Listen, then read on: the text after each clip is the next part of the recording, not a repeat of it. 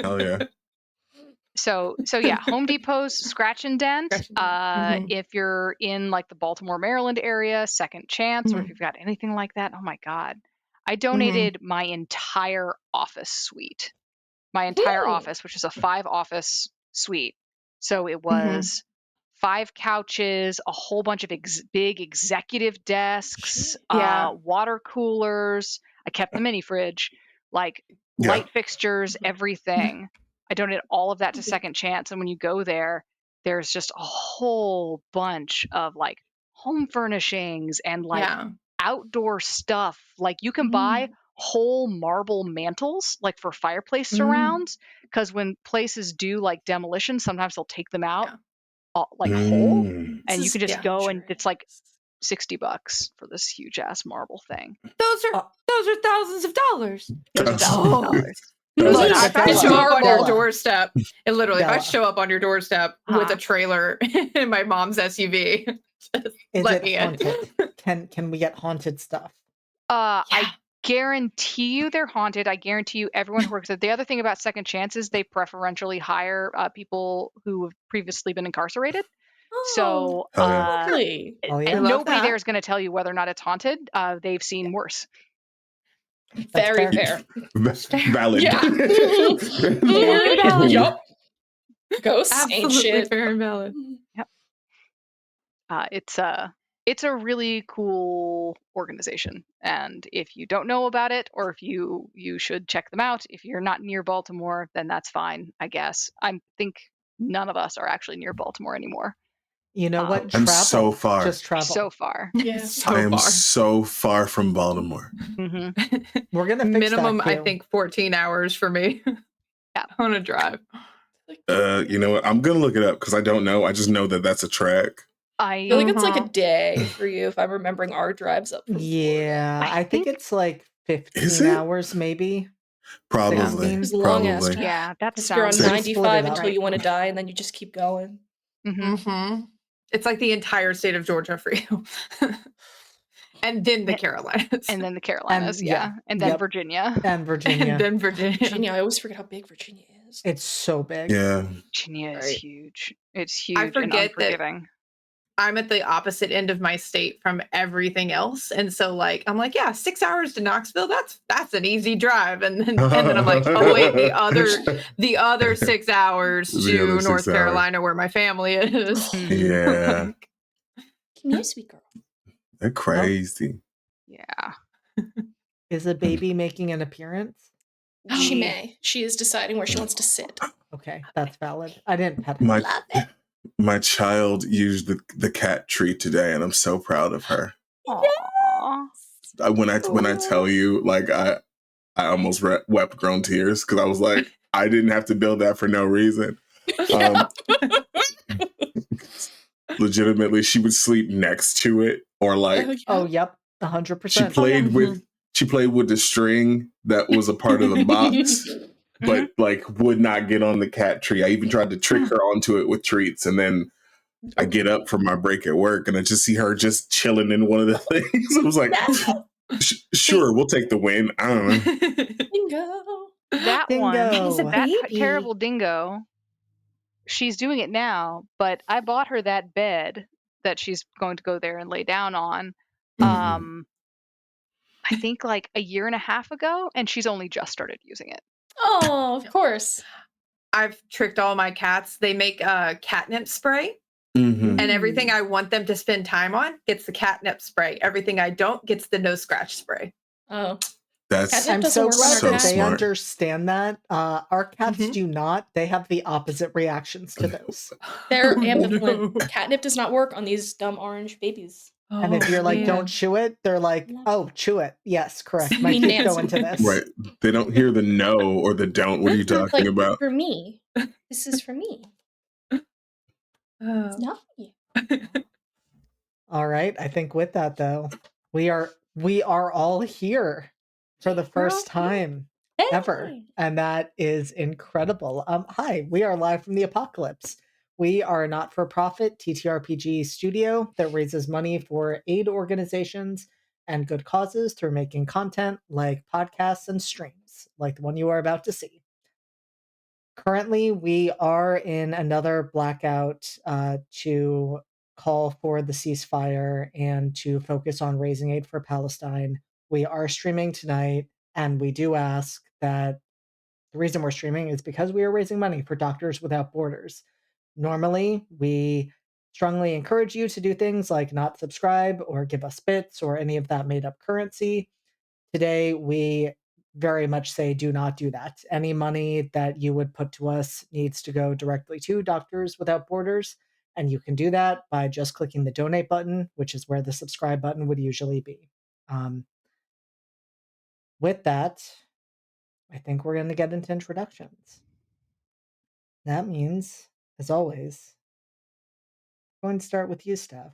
I'm going to ask you to let us know who you are, how many people you're playing, who those people are, and what their playbooks are. Hi, I'm Steph. Tonight I will be playing Kai Caldwell, the Martyr playbook. I also have Rebecca Dalton, Wet Rat, well known for that. She is the villain playbook, unsurprisingly. And we have, oh my god, last names. I am so bad. Finley. Ivy Finley of the Hero playbook. You forgot your husband's last name? I No, knew it was an her F. last name. It's I took my her last name. He took That's right. Yeah. It's a shared last name, and we love Yeah. that for you. It's our last name, comrade. Our last name. All right, Q, you are up next. No, Absolutely absolutely not. Hi, I'm Q. I'm going to be playing a number of characters, probably. We'll see. First one being Weston, who is a villain, confirmed. There's Raven, the trickster, and there's Russell, the child. You're still missing one of yours. Mm-hmm. I don't have all my ghosts. So are you, Steph. The next person we're going to go to has technically caught them all. Della, who are you Hi. playing tonight? Tonight, I will be playing first Rachel Blauhair, who uses the parent playbook. I've also got Siobhan O'Ryan, who uses the Martyr playbook. Siobhan O'Ryan is she's a very nice victim. And then I have Dr. Finley, Dr. James Finley, who is the Dragon playbook. He's nice. He's a nice guy. He's friendly. And the last one we is you'll see. You'll see. You'll see. We I hope you don't see. I'm not worried about it. I'm not worried about it at all.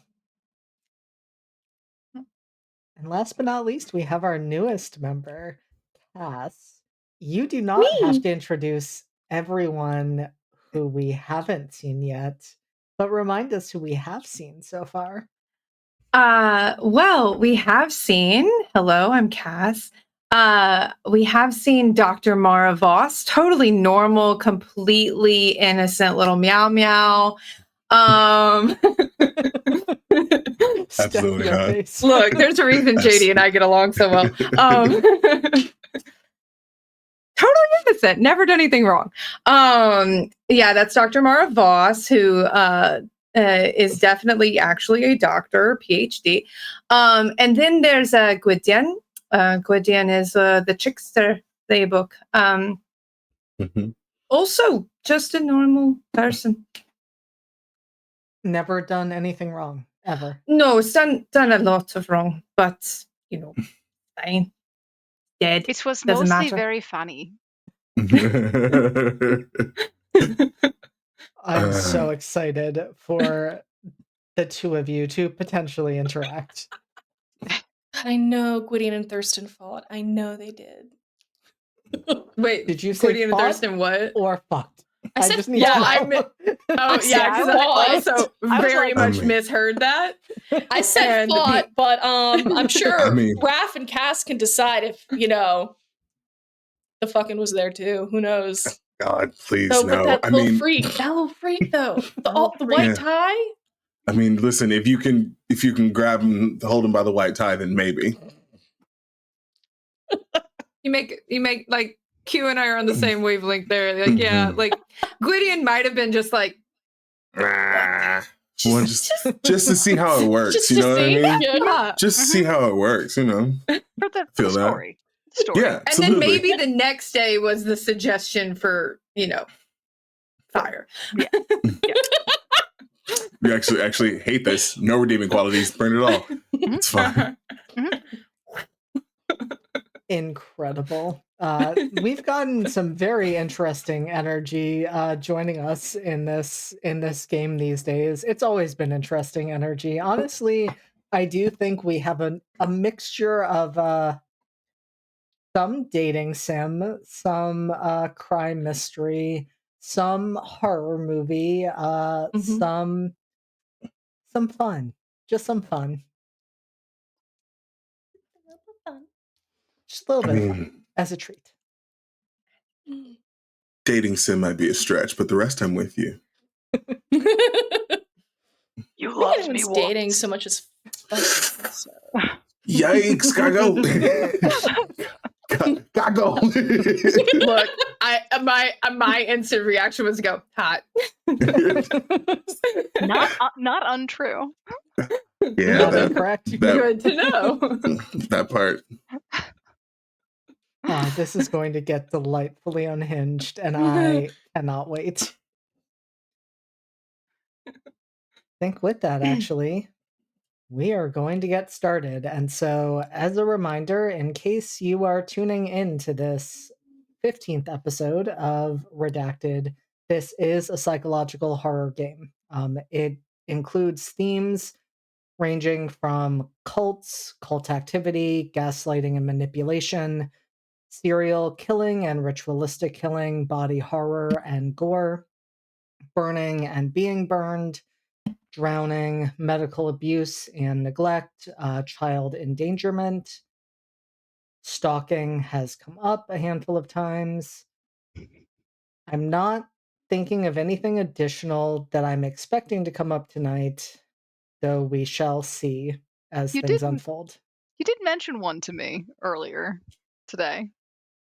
Did I? Yes, I did. Yes, I did. Thank you for that, Della. Mind control. Mind Go ahead. control might come up. Miss Cluesy? Thank you for making sure I did that. I was mentally categorizing that like somewhere under gaslighting and manipulation, but that does take it into an entirely different realm. So I'm just Yeah.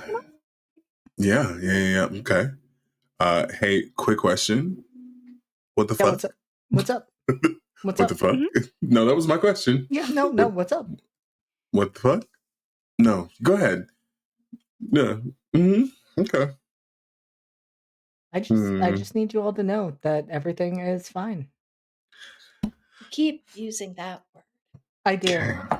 And it means exactly what I think it means. Lying to me and to God, I see.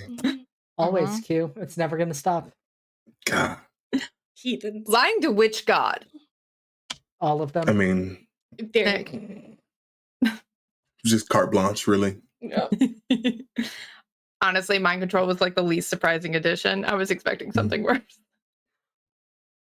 I'm gonna have follow-up questions for you, Cass, about that, but yeah. I'm gonna have follow-up questions for you about that. With that, we are going to pick up a little bit, well, a lot bit before where we ended, because we are going to pick up in the woods. It is now, it has been, fall. The leaves on the trees are turning. Many have fallen at this point in the season. And they crunch beneath your feet, Rachel, as you step away from the tunnel you just left, breathing in the fresh air, away from the musty and damp smell that had been in the tunnel, as well as the smell of scorched flesh and fire. You have left Sophie down below, where she is theoretically secure. You have taken out a certain phone to make a call. When was the last time you dialed this number?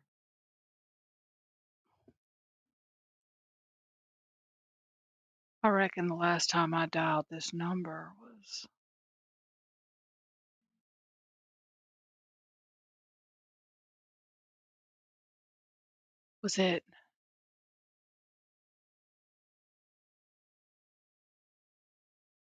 was it UC Santa Cruz?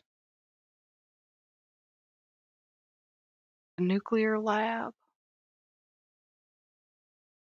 About 7 years back.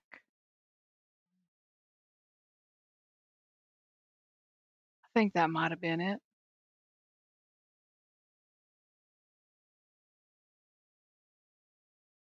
Was it before or after you were burned? Oh, after. After. I was burned. They got my information. Well, I wasn't. Well, they got my information in a leak about 8 years ago.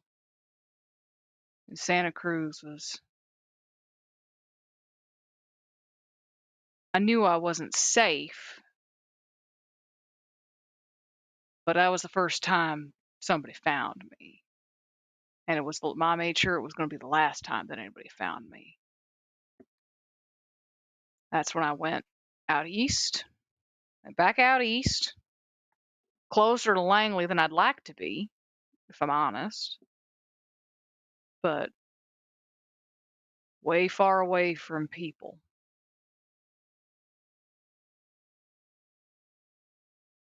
Anonymity.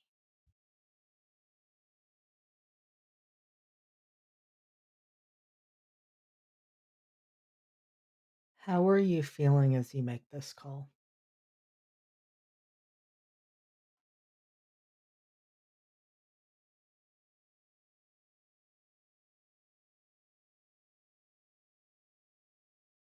I don't like to have to do it.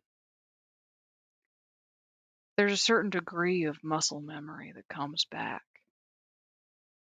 as my fingers press the keys.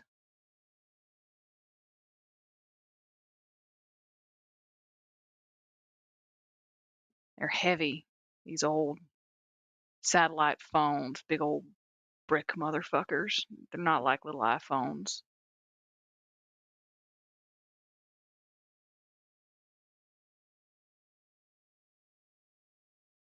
Thought I was stupid carrying it all the way out here. Glad I did it now.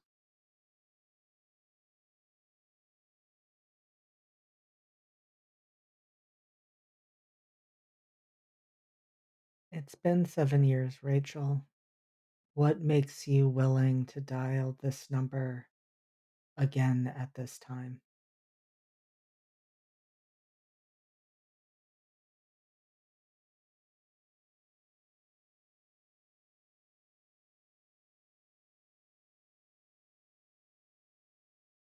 There's two things. I joined the agency fundamentally because I thought that it was a way I could use my skills best to serve my country. I still believe that was the best way I could do that. I'm not sure I'd believe that the agency's mission is necessarily being served by all of its people, but that's neither here nor there. But there's some fucked up shit happening on this island, and somebody there has got to know about it if they don't already know.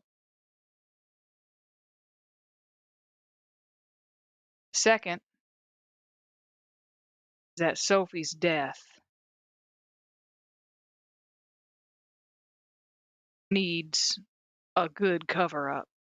And these are people who are the best at cover-ups I know.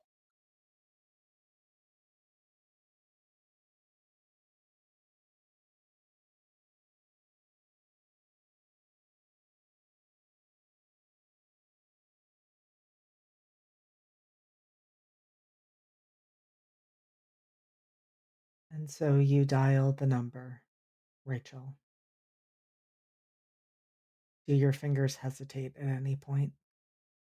Or is it pure muscle memory that just brings you through? I got no reason to hesitate at this point. Won't do me any good.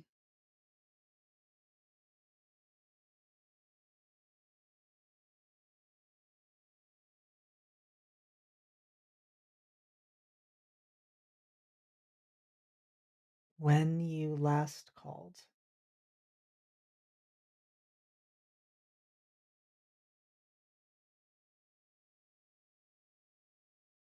you last called a year or so after you were burned.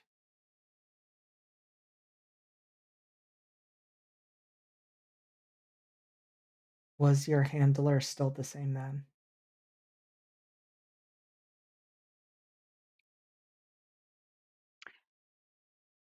He was. It was the same. I have no idea if he's at the same desk.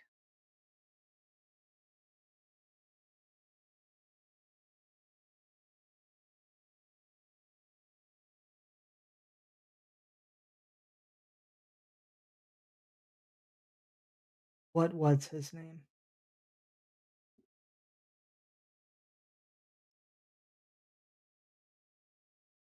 I don't have that in front of me, and it would take me a very long time to find it. That is fine. Do you have that information in I front of do you? not. Cool. So we're gonna go with completely different name than the one I I gave love you it. originally. His name was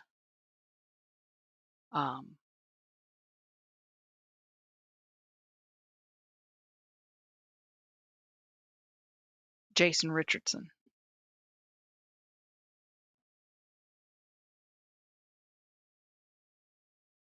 Sonny.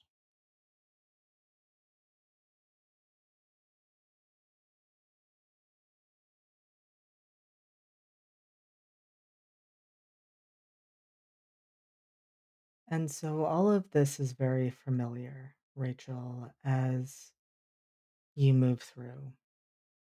There are, of course, the checks to make sure you are who you say you are. And I'm sure similar checks that you are doing in kind to make sure that this line is secure in the ways that it needs to be.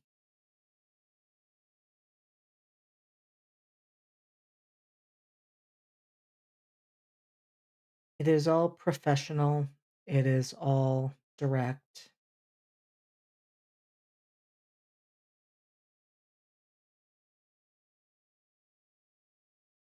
You are not directed to Sunny. So I am curious, do you say his name at any point during that process?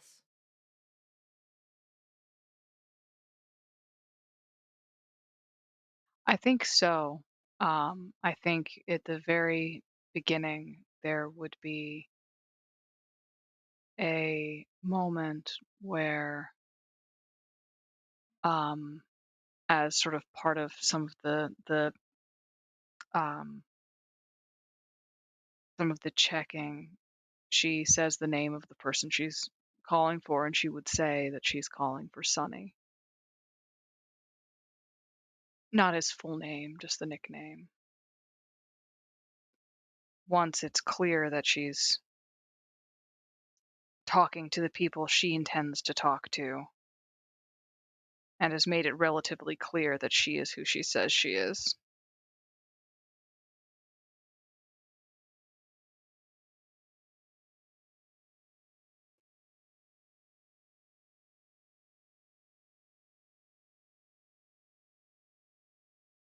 And so you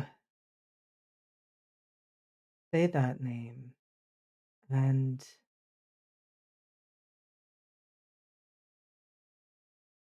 there is a brief pause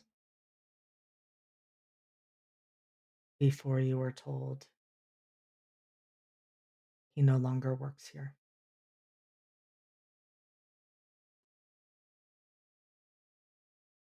Where did he go?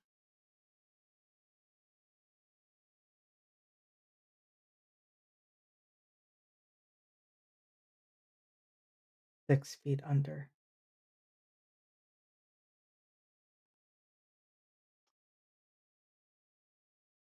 Heart attack, or somebody put him there?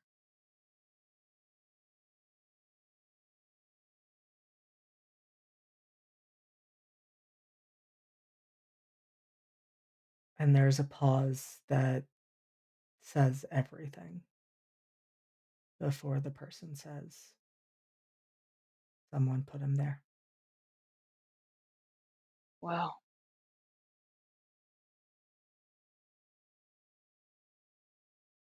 I'll pour out a drink for him tonight.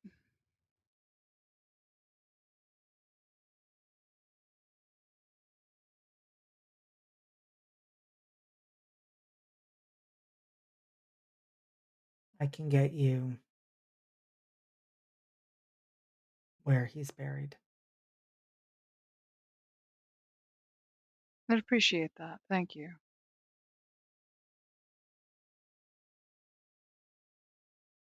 Given your history, it only seems right.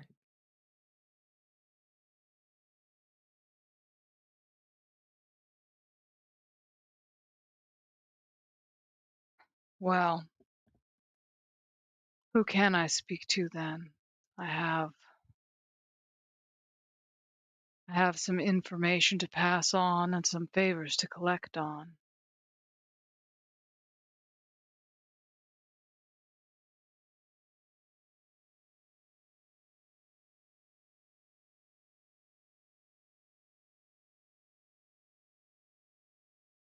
Currently, Agent Sean Cameron is the person I would direct you to. Thank you. Agent Cameron is a good man. I'm sure.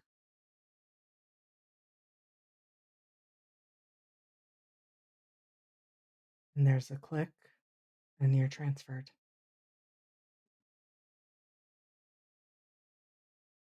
Voice comes on the line and just says, Agent Blauhair? Agent Cameron.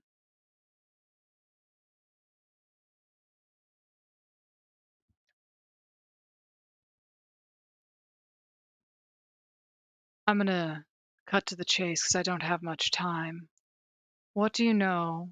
Do you know anything about an island called Slate Thorn off the coast of Maryland? Should I? No, but I'll bet the weirdos do.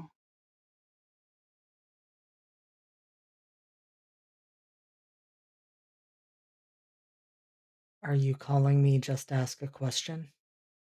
No, I'm calling you because I need a body hidden. Need a body removed and covered up. I can't leave this island for complicated reasons that the weirdos will know about. You need to get one in your office. We need to have somebody down here.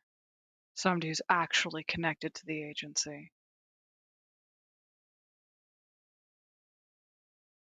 What are the details of Slate Thorn?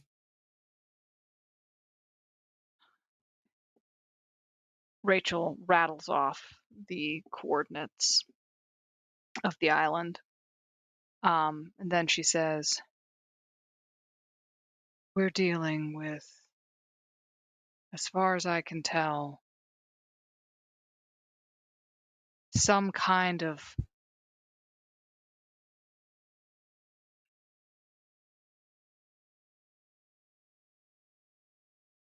I hesitate to say this because it's going to make me sound like one of those men who stare at goats people.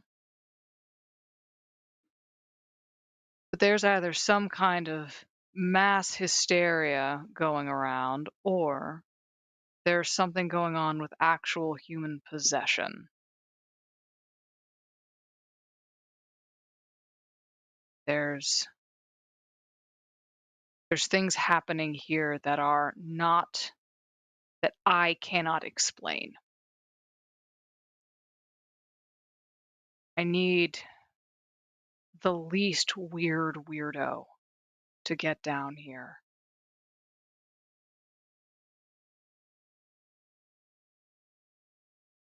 Because I'm concerned about what could happen if what's going on this island leaks. I do think that would be a genuine threat to national security.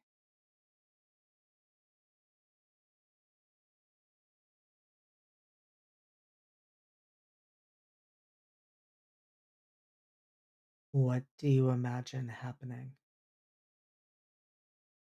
Multiple people that I have spoken to on this island have spontaneously developed multiple personalities without any previous indication of having any kind of mental disorders or the type of early childhood trauma that would indicate such a disorder.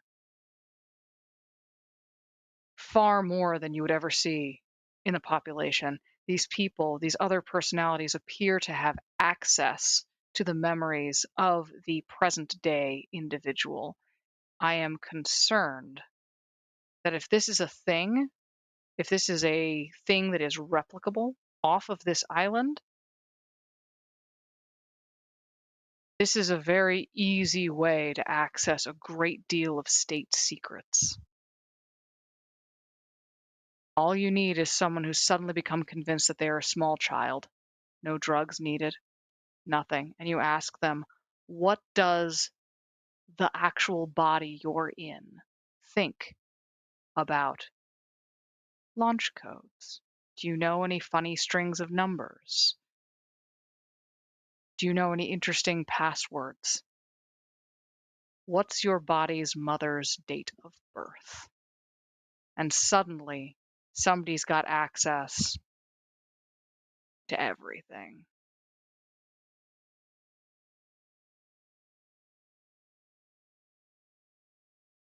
This is concerning. As far as I can tell, there's no connection between these people.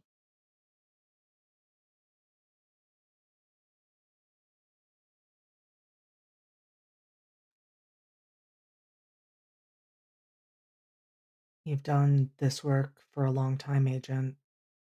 What are your theories?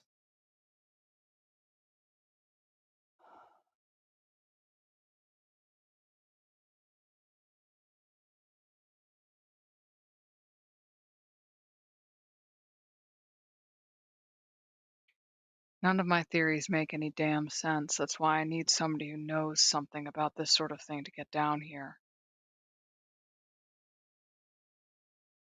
As my theory, I haven't been able to do any water testing. This has all happened in 24 hours. It's been so rapid. The onset of these symptoms has been so rapid.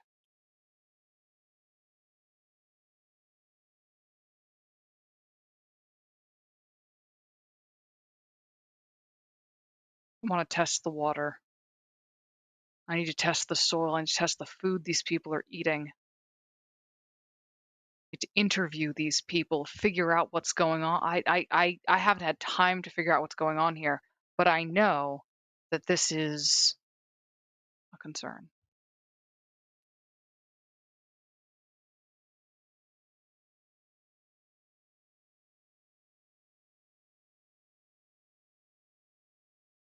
Rachel, I would like you to make me a roll with awareness. Awareness. Okie dokie. Let me roll my pretty little dice.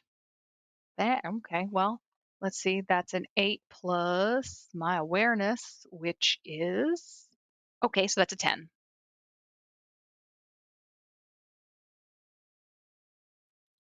With a 10, even though you're talking, even though you're thinking through the steps that you need to take, as you say all of that, you hear a series of clicks in the background of this call.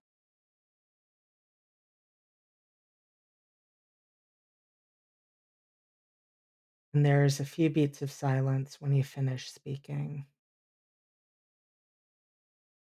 And then a voice asks, "And what about you, Rachel? Have you spontaneously manifested any of these personalities?"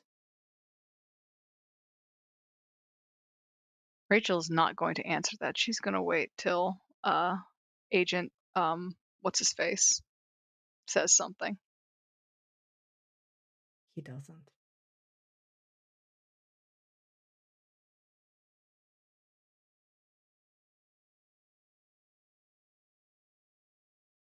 The voice is coming through the phone. Okay, the voice is definitely coming through the phone.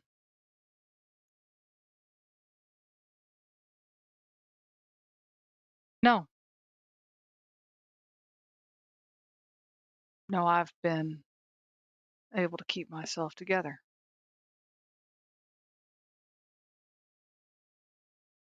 How long do you think that'll last? As long as I needed to.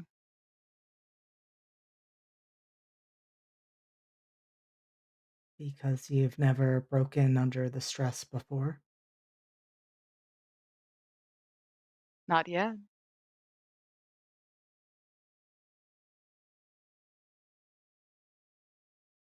To whom am I speaking? You can call me Cassius. Okay, Cassius.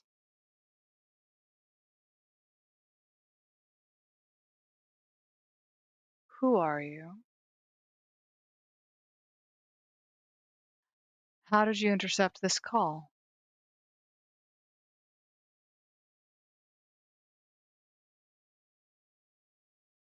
Well, it is quite simple to intercept a call when you control all of the lines coming in and out of this island.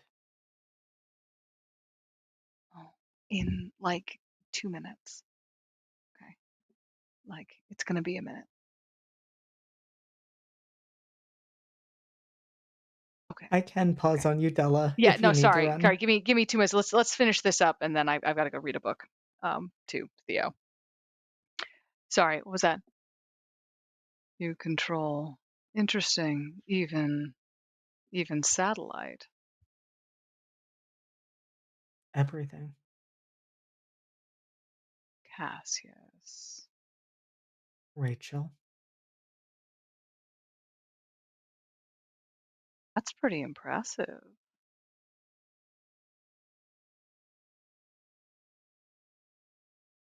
Getting a lockdown on all telecommunications like that.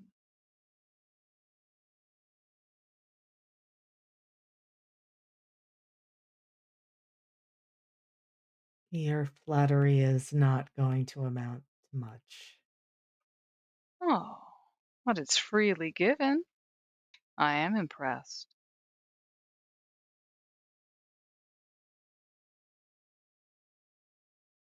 What do you want, Cassius?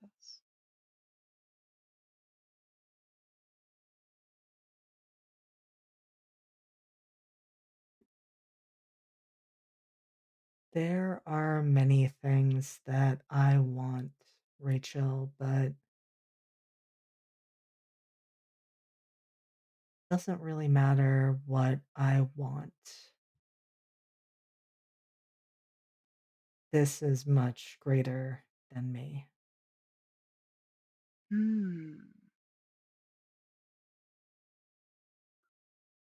Okay.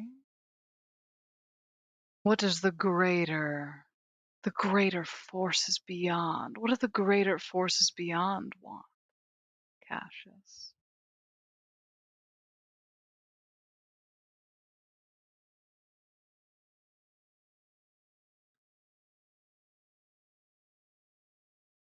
They want to make sure that the parameters of this experiment remain intact.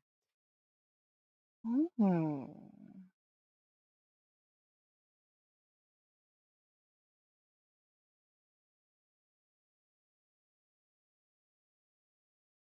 Interesting.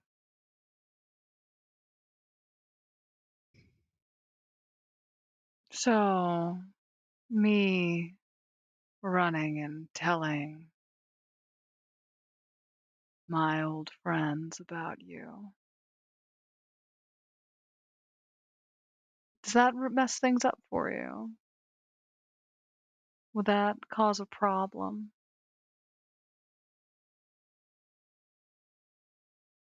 Sudden influx of people from Langley, the Kremlin, showing up out here? Or would you find a way to do to them what you've done to us?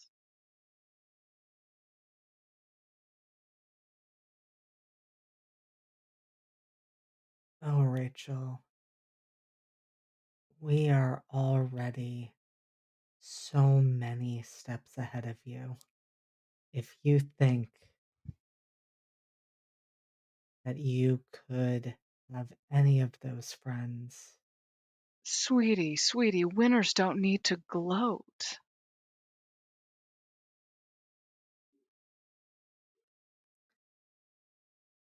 I haven't won yet. Well,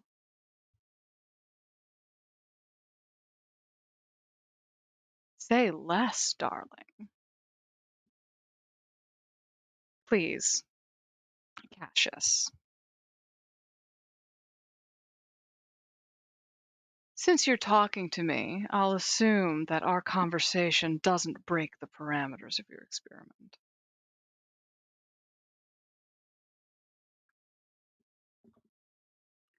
I'll assume, then, that any anything I do, anything I am, is just somehow acting as a cog in the great wheel of this machine, ticking along to some grand destination.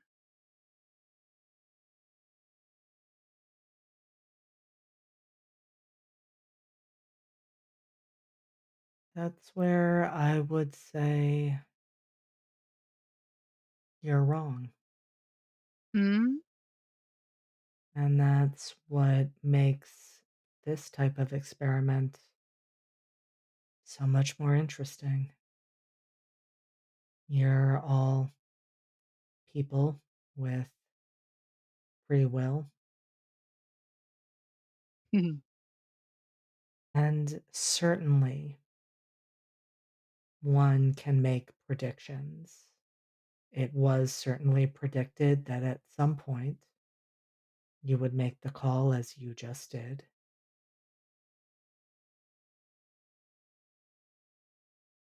But the grand design has yet to be realized.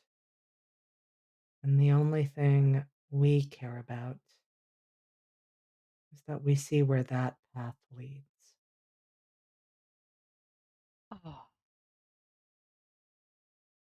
Cassius.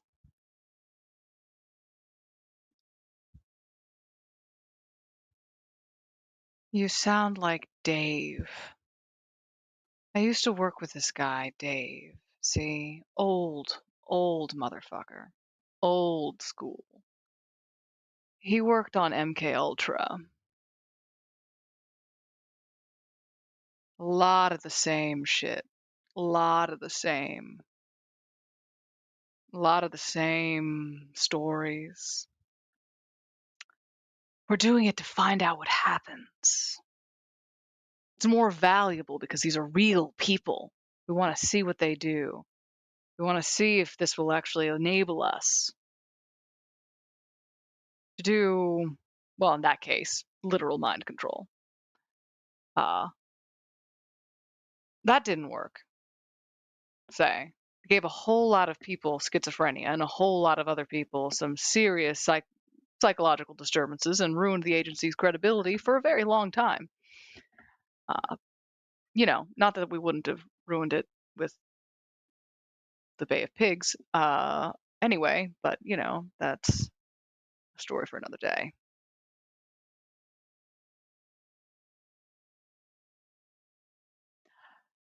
So I'm curious, why would you be hesitant to have my people show up on your island? My people and your people sound very much like the same people. I can assure you that we are not. But oh, Rachel, I like you, but you know who I really like? Hmm. I like the one you refuse to let out. No, you don't. Oh, I do.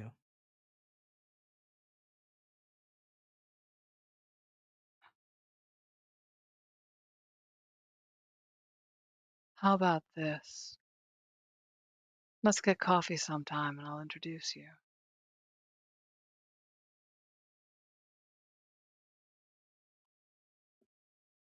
Come on. It's a little island.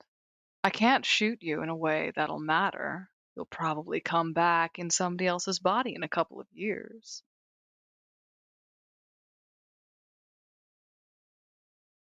Anyway, I Oh, promise I won't that's shoot you. I'm good tempting. for it. I have already seen you shoot one person. Well, not you, but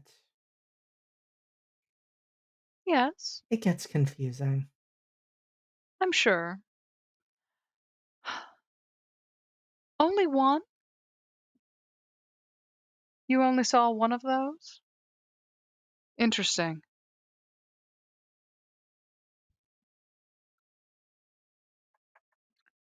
Which one? I think that is a conversation for a later date. Answer me.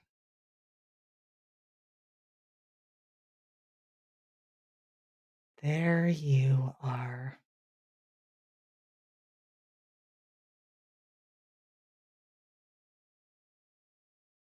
I'm gonna take a break to go read my kid a book. Please do. I'm going to say the last thing you hear in that moment, well, that part of you hears, is the person you've been talking to just say the words, I have not come to bring peace, but a sword. And you're gone. Sick. And we'll resolve that after Sick. you've read your kid a bedtime story. Amazing. Amazing. I will be right back, ladies and gentlemen. GD. Don't worry about it. Everything's fine. Everything's going so well. Good. Threaten him, Q. Threaten him. What What in the Winter Soldier is going on? No, why are we quoting Bible verses? Like, why? Don't worry about it. Don't worry about it. Anyways, I think where we're going to pan back in is following our fade to black Mm-hmm. Uh-huh. Mm-hmm. with you with you two absolute disasters who took things in a direction I never expected I don't know in a why. beautiful way. You Oh, know why I are don't you what? know waiting? why. How did you not That's on expect? me. Okay. I mean, For like, real, that is on you. episode 1, babes. What do you mean? Yeah. I'm about to say, like, Like, Episode 1. and to be Yeah. fair, I tried to get both of them. You did. it's true. You did. You It's would have true. pulled Kai if he wasn't already fucked up from the past 24 hours. So, you know. Yeah. I mean, tried. and I just The timing. use it to sort of wipe the last 24 hours. This is fine. And that's This is valid. basically a refresh. And so we pan back in on the two of Mhm. you. Mhm. It is the middle of the night. You have not yet heard the commotion that will soon be starting from Rachel's room. Uh-huh. Well, we've been making our own noise, so that's fair.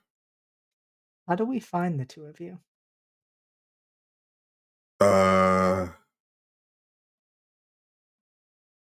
I think Weston is back, like on the bed, hands behind his head, just relaxing.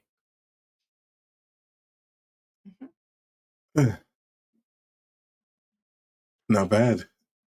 I do think Raven tried to chime in at some point, so the style changed. And then Weston just kind of went, no, it's my fuck off, maybe. So yeah, I think Weston is just sort of looking up at the ceiling, not saying anything for a while. I don't think it's clear if it's Mara or Gwydion sitting across the room in the chair, just reading through notes. Mm-hmm. Find anything interesting? Oh, Island's interesting. Sure, that's a word for it. Understatement, actually, yeah. Yeah, I would have gone with fucked, but yeah. Oh, it's that. It's absolutely that. Yeah. Okay, so there are, or is, an entity of some sort. Maybe. There's something. Right. Don't know if it's sentient. Don't know if it's primal. Mm-hmm. But someone, something pulling the strings, and people are watching. Yeah. Cool. Speaking of, one moment. And tank top, shorts on, downstairs to our little buddy at the counter. Yep, Ty is there. Ty. Mara. Those cameras are off, right? You asked for them to be. Yeah, but now I'm double checking. Everybody on this island double crosses each other, so come on. Don't you trust me? No.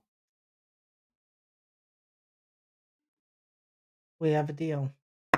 You told me you'd put a good word in for me to get my security clearance up. I made sure those cameras are off. All right. You going off script? Maybe. Haven't decided yet. We'll see. The magician's gonna be pissed if you do. He's always pissed at me. What the fuck do you mean? You weren't there. I know. That was for JD. Don't worry about it. Don't worry about it. Cool. So cool. No, it's fine. That's literally Bats fine. knows That's what fine. those words mean. Don't worry about it. I will bop around the counter, give Ty a little smooch on the side of the head. Get off of me. Uh-huh. Mara, ugh. Ah, come on. He is good. Yeah, I and know we'll go he's back good. upstairs. It's I know it's rude. It's like offensive, and I go back upstairs.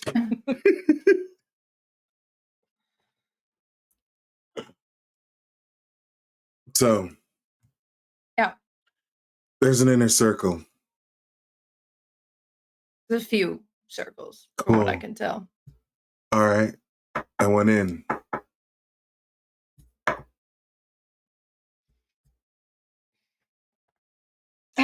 Look, Not I that easy.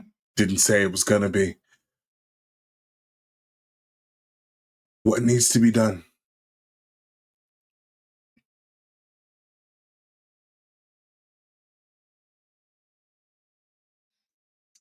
Prove to them that it's more interesting to prove to them that you are more interesting, more useful as a double blonde. No, that you can be used to further their goals. Right now, you're a cog in the machine. Give them a reason to talk to you directly, not me. They can't know I told you anything. Sure. Okay.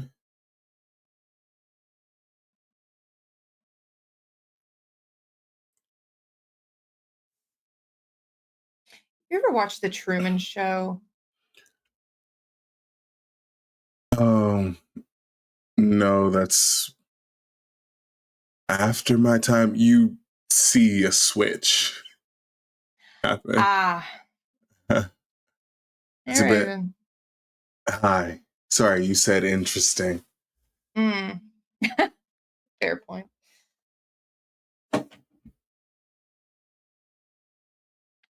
Truman Show. Explain. Wait. No, I get it. Yeah. That was literally the reference that he gave me. Okay. So we're in the Truman Show. Yeah. But instead of sponsors dictating the course of somebody's life, it's them. Uh-huh. And this has been going on this whole time.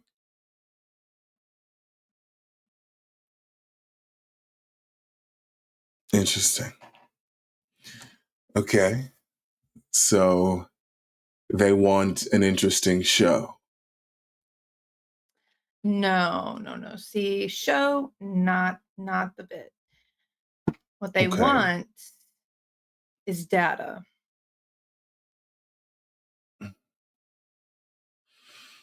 Okay. Little points to connect little strings to on their big board. Right. And we are the data points. But what's the hypothesis? What's the theory? That I haven't figured out yet. The phone rings. Fuck. Not a word. Pick it up.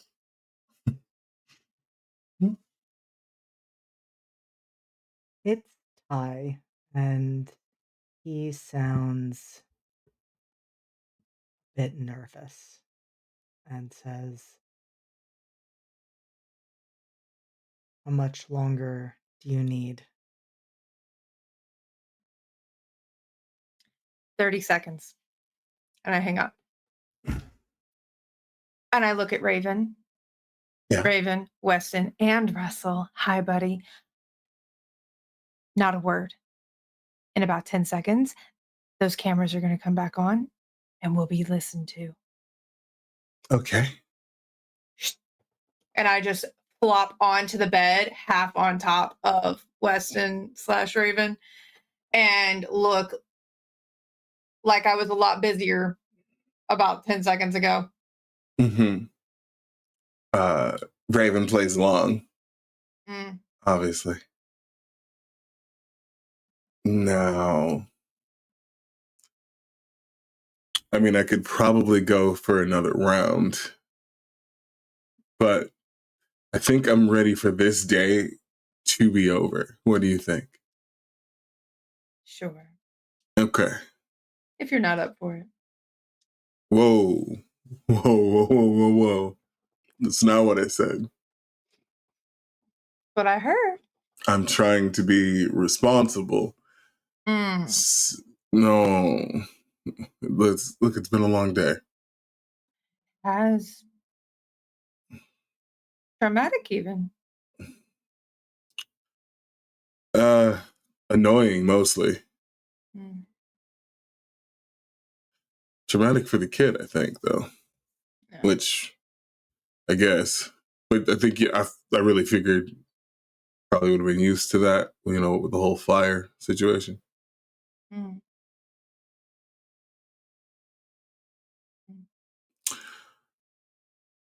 So the research that you're doing up at the ward. Yeah. Anything come back from that yet? And I think that is the moment. Well, Kai, tell me, how do you react when you find Rachel standing in her room with you, hands covered in blood? Which, Just incidentally, Rachel, that is what you come back to. One moment you're in the forest, away from the others on the phone. The next, you are standing in your hotel room, hands covered in blood, no phone in sight. Kai, having just woken up from sleep. and she's right over the bed, you'd said? She's like center of the room. Oh, okay. Kai is kind of gonna just quickly slide to the opposite side of the bed, just be like, which one am I speaking to right now? It's me. Hey, okay. Where you been? Excellent question. I don't know. Oh, that's okay. I don't know whose blood this is. Doesn't appear to be mine. Great. Am I injured in any way?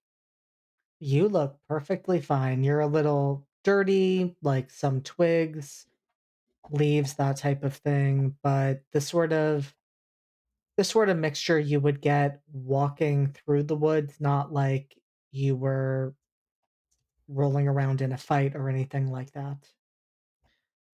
Is your Not sweaty. I don't feel like there's no dried sweat on my clothes. There's no post adrenaline feeling. Surprisingly, no. You feel if there weren't blood on your hands, you would feel like everything was fine. Like you just blinked and you were here. and it's just on her hands. It's not there's no spatter anywhere. All right. I'm going to go out on a limb and say you probably didn't kill anyone. I'm aware. I mean, I'm assuming all your bullets are in your gun, or you can account for all the bullets. I'm about to go find that out, but I'm not about to get blood all over my gun. Help me No. turn on the sink over here. Yeah, no problem. Kyle, get the water running and make sure that bar of soap is unwrapped so that she doesn't have to get blood everywhere. Does it appear, in fact, like my hands were like almost dipped in blood, or does it look like I've been okay? Okay. It looks like your hands were dipped in blood. Okay. I got too ambitious. Oh. And so somebody felt like they needed to make a point.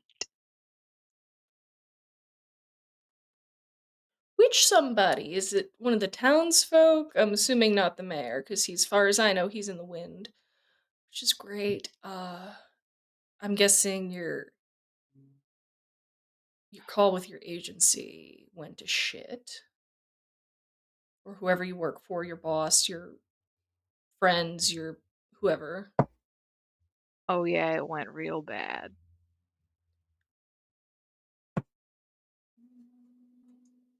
Stuff went wrong all over the place in all kinds of interesting ways. Are we more fucked than we were before? Oh no. Oh Okay. All right.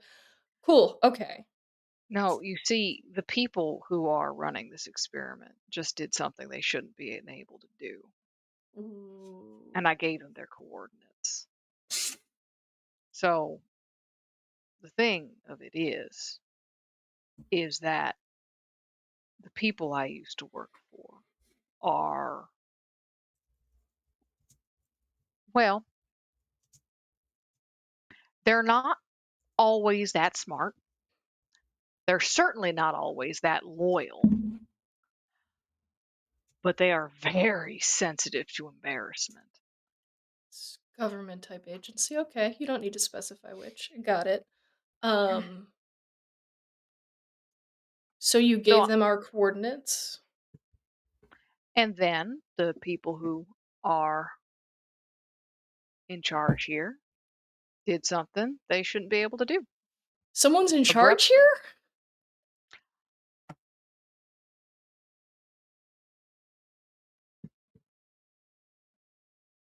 Look, I'm not saying anything in a hotel room more than Okay. I've already said. Um, Cool. All right. but the fact is that this, she holds up her now clean hands, is either an attempt to implicate me for something or it's a message.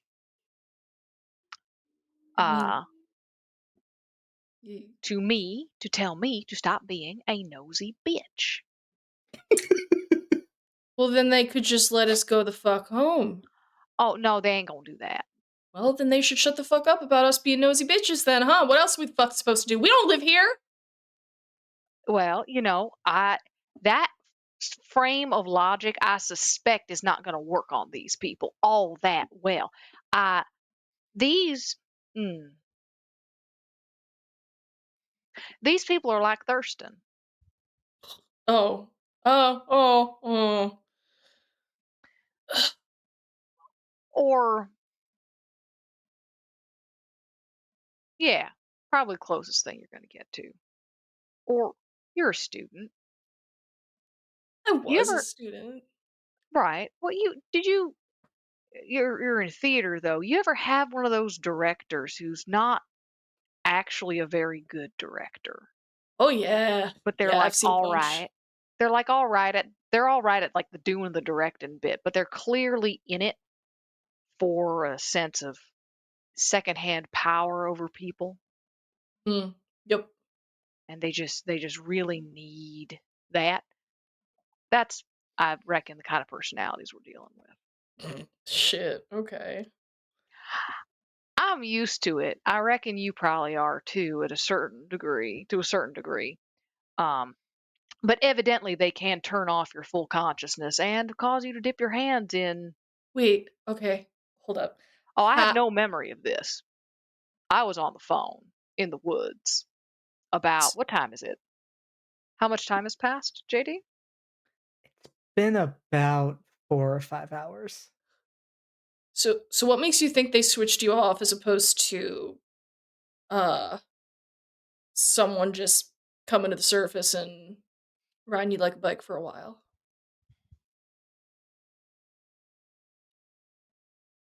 Because the one that came to the surface wouldn't have left blood on my hands. Oh, charming. Okay. Yeah, they're great. Hmm. Great. Well, hopefully they didn't guide you to a new murder site, but I don't know how fast those Ash Wednesday killings They happened might have after each done, but other. listen, I'm going to tell you what's going through my head right now.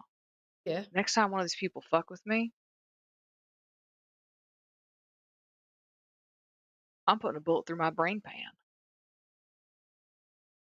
See how their experiment likes that. You They can do it just without me. cool with that level of spite? Huh. And Yeah. that's an impressive level of spite, don't get me wrong. I don't know if I'm at that level of spite, but Oh, I don't recommend it. This has been a lot of years of I'm a lot older than you. I'm not like a lot older than you. I'm probably like 20, 25 years older than you. mhm. But uh I've lived the kind of life that leaves you okay with that kind of spite. But anyway, my problem is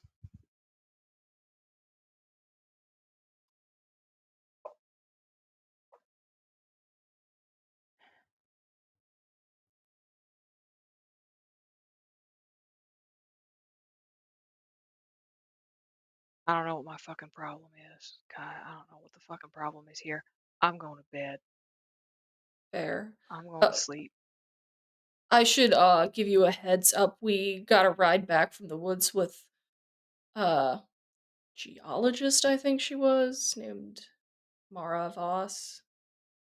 Apparently has been studying soil samples up at the ward. I think she and Weston are entertaining each other. They fucking right now. Cool. So you might encounter She her in the hot? morning. She seemed like a very, very curious person. Is she hot? She's kind of hot, yeah. All right. All right. I mean, if I was having a better night, I wouldn't have left the room, but, you know, it's been a long day. I hear that.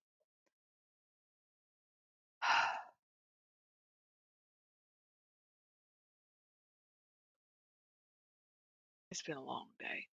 Yeah. Mara Voss. Hey, JD, did that ring any bells? It does not. Okay. Yep. Nope. I considered your question. It Cool, cool. does. It does not. Sick. All right. Yeah, and I think Rachel is going to go to sleep. I think she is gonna check her gun. All All bullets that should be there accounted for. right. She's gonna check her gun, her main sidearm. She's gonna check the big long gun under her bed. She's gonna check the hold away. She's going to check the knives. She's going to check the little darty boys, and then the taser, and then she's gonna go to bed. Just a small little question for all of you. Are you all planning on sleeping tonight? I'm tired. I'm Why do so you- tired. Why would you ask that? Obviously, yes. What do you mean? JD, What do you Mara mean? sleeps like a baby on this island. Would you all just, real casual, Roll give with me a something. shadow roll right now? Oh, okay. What Sure. playbook? The one we're currently using? The one you're currently using. All right. Do all I right, need all to right. tell you which one I'm using? Who's got better shadow? Mine's pretty good, but I don't want to just have Cool. jinxed myself. Can I You- use Siobhan's since she's integrated? You can. You Cool. can. So tell me who you're rolling for and what you Oh get. no, Q. How's it going, Q? How's it going? Did you say that's a 5? Fine. Literally fine. Literally fine. Hey, quick question. What can we do with a 2? Oh no! Who got that too? Who got that too, Q? Weston. It's Weston. Okay. No, sorry. I'm sorry. I'm so sorry. That's incorrect. It's Raven because he was Yeah. up. He was up front. Amazing. Okay, cool. Mhm. I got an 8. I rolled a 6, but it's a +2. So I could have been way better. But it's average. Gwyd, who has been the one talking all night, got a 10. Siobhan Rachel with Siobhan's skills got a 9. Cool. Amazing. Don't worry about it. Everything's going to be I'm gonna fine fight you. because we are going to. Well, I'll let each of you tell me as we see Rachel settle down, going to sleep. I'm going to start with you. What is Rachel's final thought before she drifts off? Rachel is extremely disciplined with her sleep. Rachel does not think before she goes to sleep. Okay. Rachel has a series of exercises she does. She does not let the intrusive thoughts win. I respect that. I respect that a lot. How about Kai? As Kai settles down, I guess my first question is, does Kai settle down in Rachel's room? Yeah, I think he's already here. He's just gonna pass the fuck back out because, like you said, it's been a day. He's exhausted. So I think that's the reason he falls asleep so fast, is just out of sheer physical and more emotional exhaustion over the past 24 hours.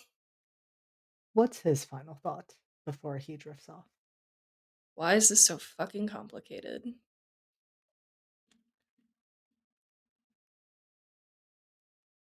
And as we move down the hall to Weston/Raven and Mara/Gwyd, how are the two of you, 4 of you, 6, you know what, we don't need to count. How are you all settling down to sleep?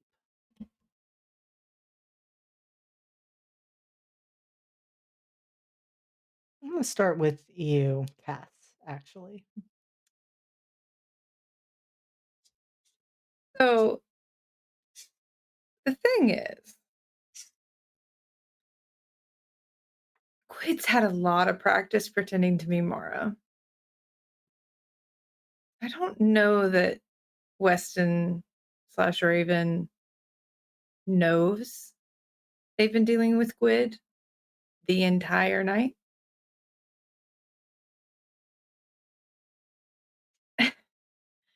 And I think once Gwyd is completely sure they're worn out and slipping off into sleep, waits a few minutes just to make sure, and then flips off wherever the camera is in the room and just rolls over, snuggles in. It's like a nightly little ritual, just dee, dee, dee, dee, dee, dee. Love that for them. And Incredible. Gwyd sleeps like a baby. And last but not least, you. What are Raven's final thoughts before he drifts off? I would really like to be high right now.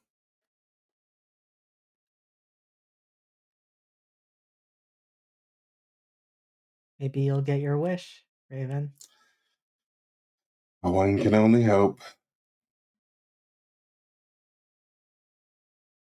We move through the rest of the hotel.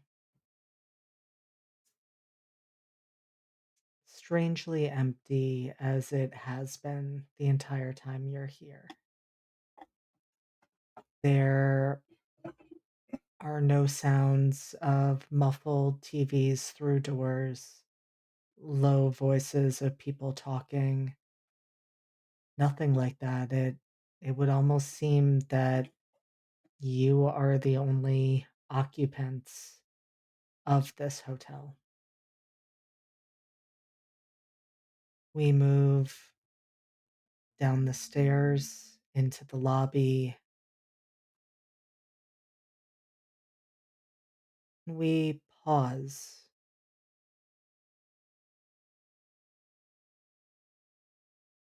as we see something that should not be there. From a certain angle, there's almost a flickering, almost like fractals reflecting light, right at the spot that the three of you had your initial first confrontation with Thurston.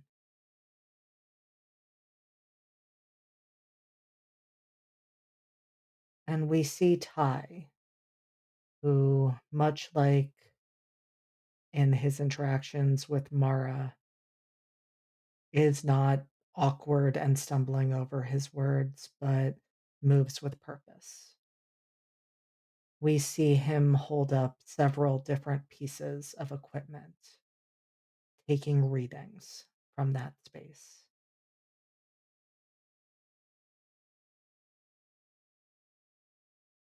And then we see him reach out and touch it.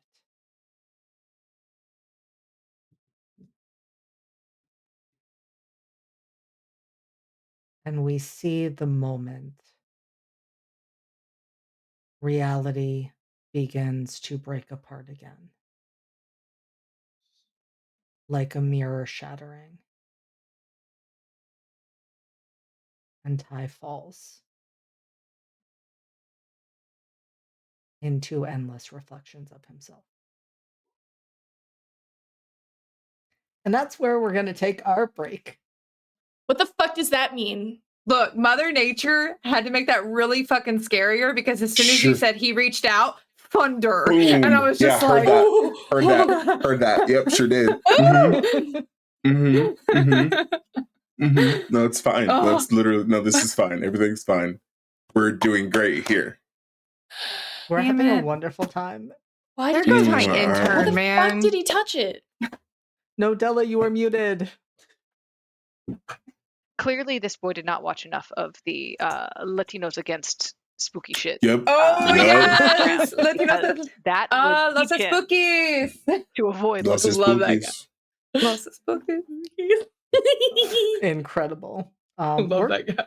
we're So going to be good. back for more fun times in our dating sim psychological horror game, whatever this is. It's more horror. It's a good time. It's a good time. And that's Hey, I all we need tried to to know. get Cassius to go on a date with me. Maybe you'll It's true. succeed. You know, No. maybe he thought it was hot the way I, He dipped my thought hands someone in was somebody's hot. blood. Oh yeah, he thought that was hot. He thought someone was hot. He don't want that smoke though, but he thought that was hot. I think he might want the smoke. I think He he might might want that actually want smoke. I think he's underestimating the smoke. We'll find out when we come back in 10 minutes. It was a little Venn diagram of things you can say to a cat and things you can say to a libertarian, and it was ooh, big stretch.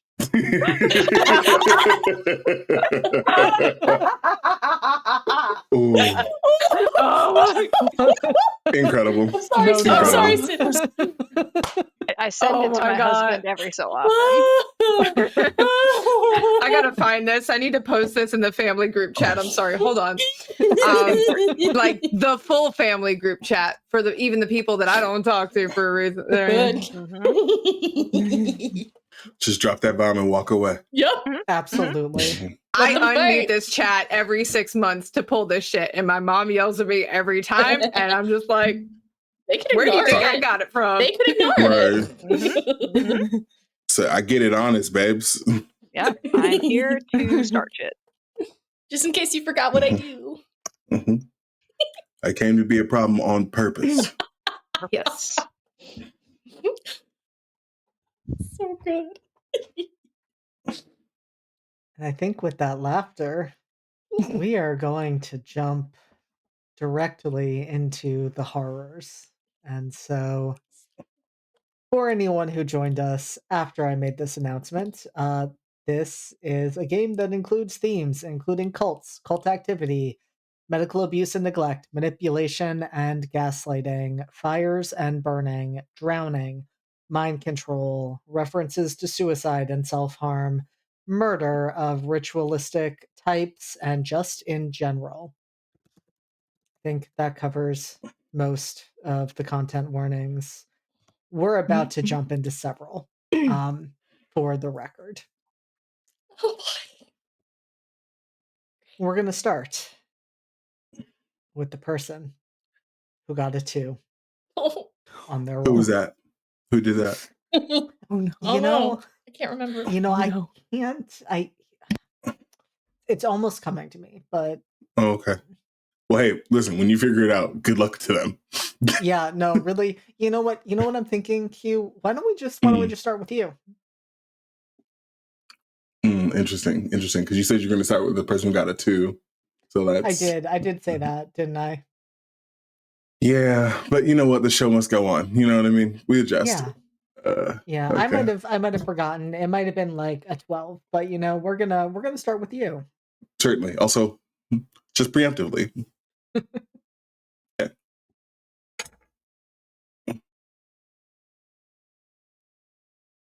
Q, I'm curious. What Mm-hmm. You sound so distrustful every time I ask you a simple question, and I just want to know, what is Raven's biggest regret?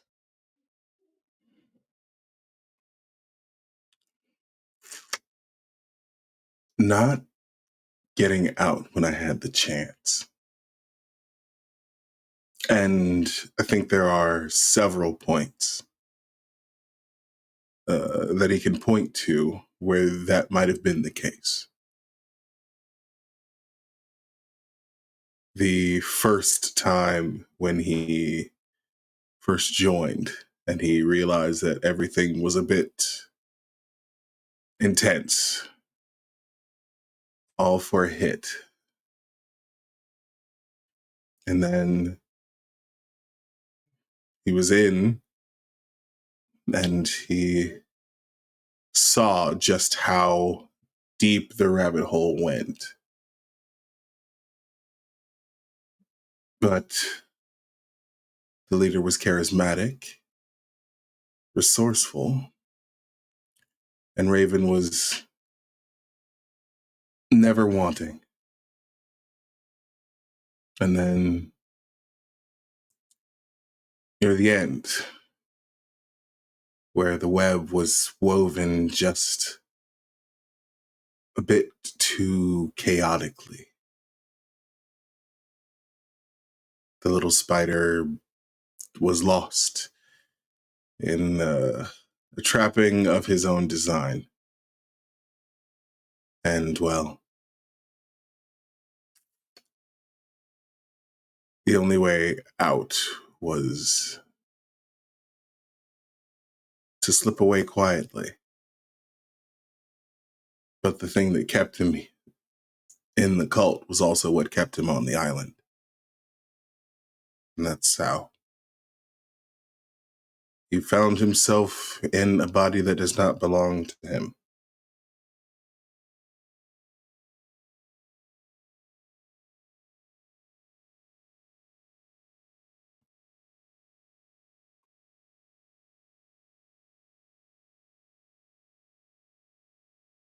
Raven, you are once again standing in a familiar place in that church in the wild, and it is surrounded once more by flames. The flames that Weston helped you get away from.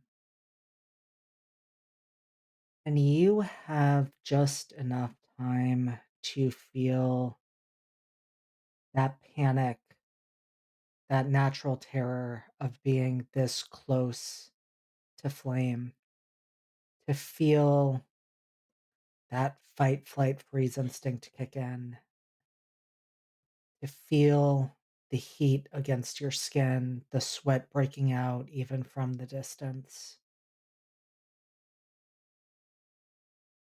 And then you're standing in the kitchen, a familiar kitchen. And Weston, your husband, is standing in front of you and holding up 2 bottles of wine and asking you which one you want to serve for dinner that evening.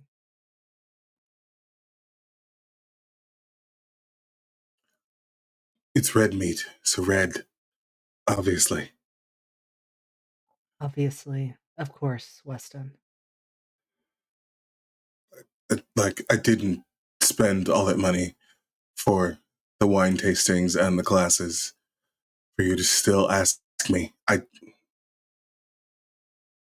Red.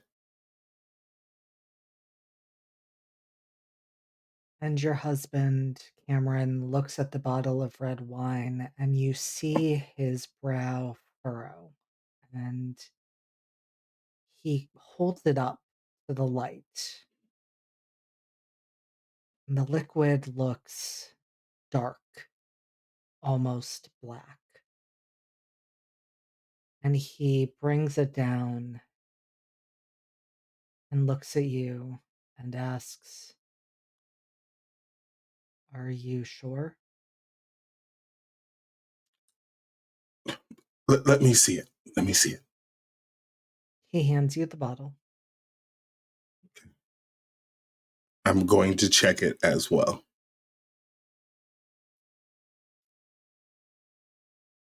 You look at it, and there's a possibility that it could just be a particularly dark red wine, but God, there's something in the way it moves in the glass.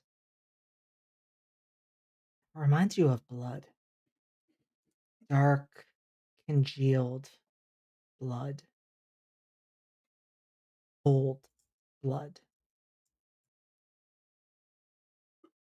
Where did you buy this from?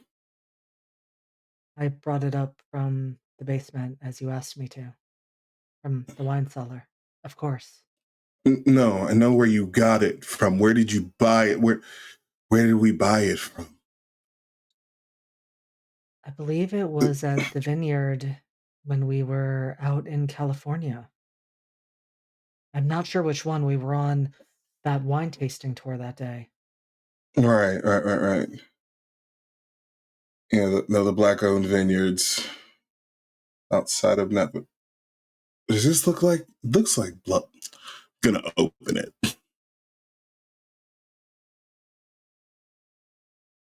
What do you do once you've opened the bottle? Do you I'm pour going. it? I'm gonna pour it. I'm gonna take a glass. I'm gonna pour it. I'm not gonna drink straight from the bottle. I'm not a heathen.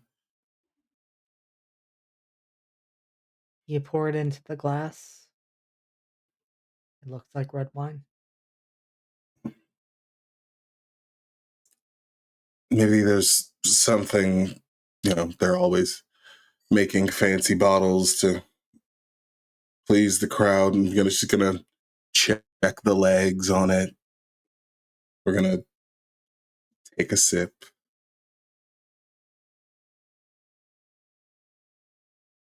It tastes like iron and salt.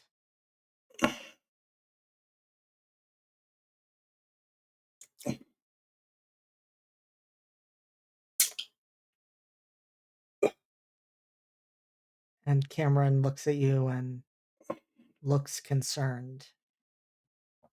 Has it gone bad? You taste it.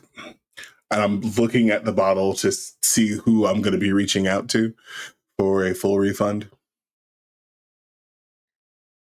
And you look at the bottle and you see that the label has changed. It says Thorn on the label.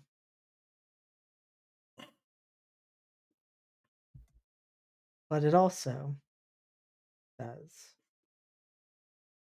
this would help if I wasn't looking through 5 pages of notes in this exact moment, and that this is not happening. It also says harvested and made by Eric Sharp.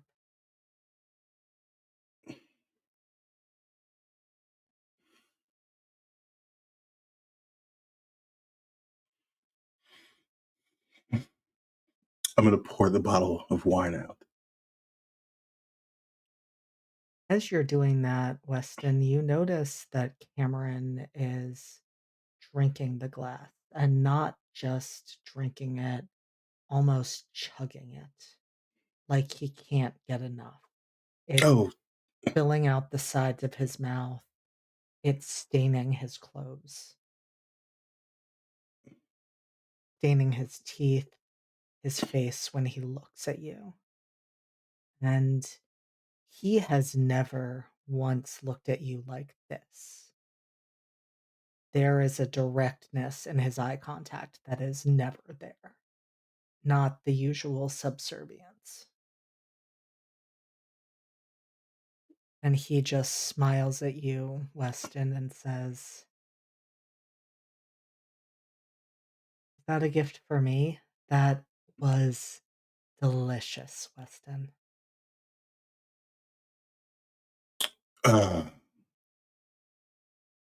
What the fuck is your problem?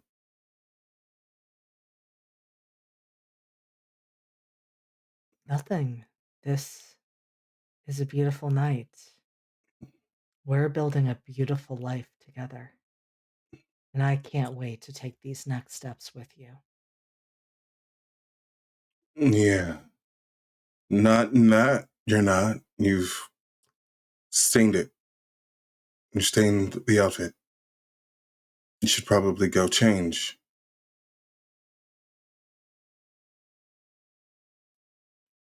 Throw some water on your face. You look,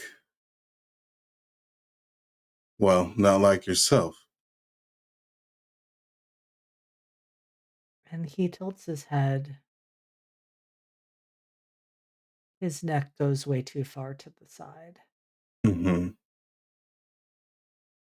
His eyes never leave yours, though.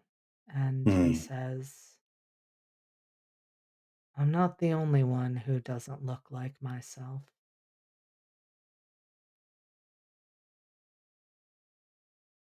What is that supposed to mean? Raven, you're standing in Weston's kitchen.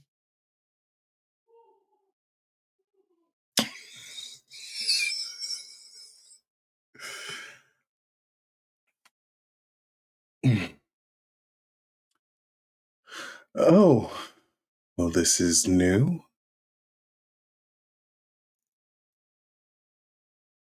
Hi, you've got a little something sort of here. And Cameron's head goes back to center, and he starts reaching for his shirt and just unbuttoning it and says, "I can take it off." I mean, yeah, sure.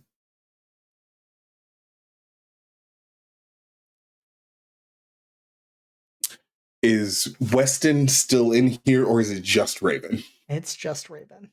Cool. So yeah, Raven just watches. Sort of finds the counter and leans against it. Yeah. And Raven wouldn't know this, but Cameron seems to enjoy this more than he ever has with Weston, because Weston doesn't particularly care when he watches Cameron, and it doesn't matter how hard Cameron's trying. He's never going to get that satisfaction, but Raven can appreciate a show.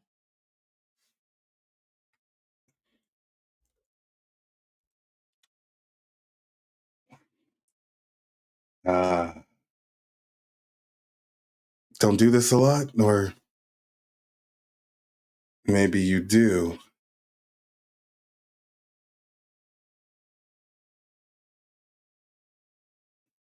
You know, I think I like you better than him.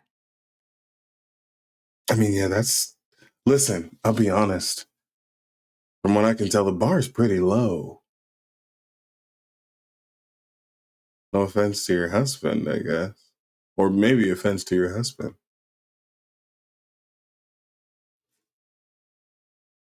Maybe. Mm. What do you think of him? Oh, I think he's fucking awful. But he's come in kind of clutch a couple of times. Kept us alive.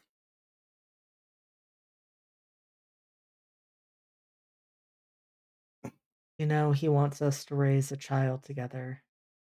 I haven't really been sure what kind of father he's going to be. Well,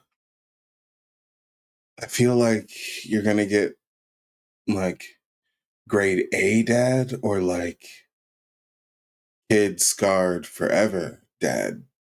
Maybe both, I'll be honest. It's hard to say. It's hard to say, but maybe we can use our mouths for less talking. I mean, sure. And Raven, as you move to Cameron, Mhm. as your lips meet, you start to taste rot and decay. Oh, oh, just gonna push back. You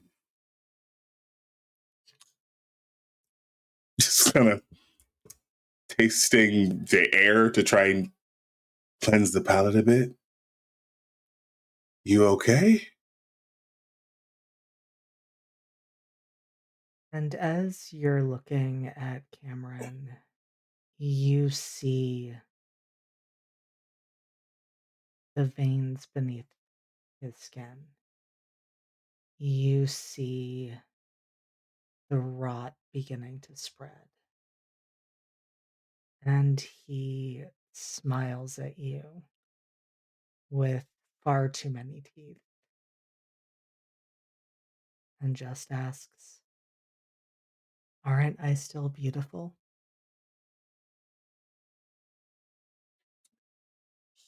Yes. I'm gonna look for a way out of here. You know, why don't we take this somewhere with a bed? You go head upstairs and I'll join you in a moment.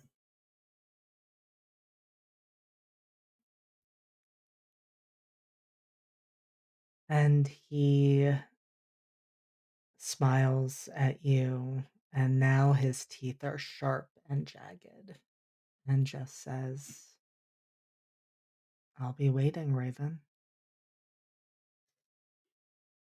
All right, great. Won't be long, promise. I know you'll be back soon enough because you never leave, do you?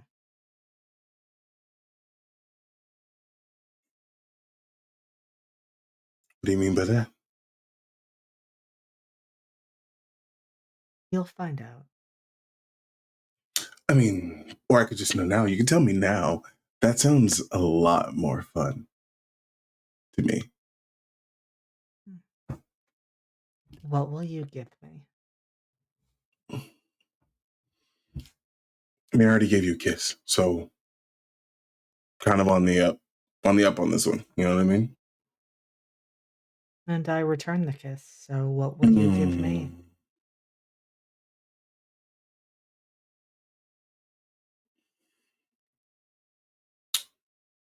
Hmm.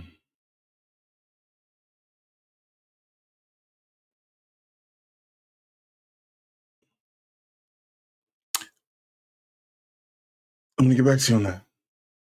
Don't have a whole lot to my name right now, you know?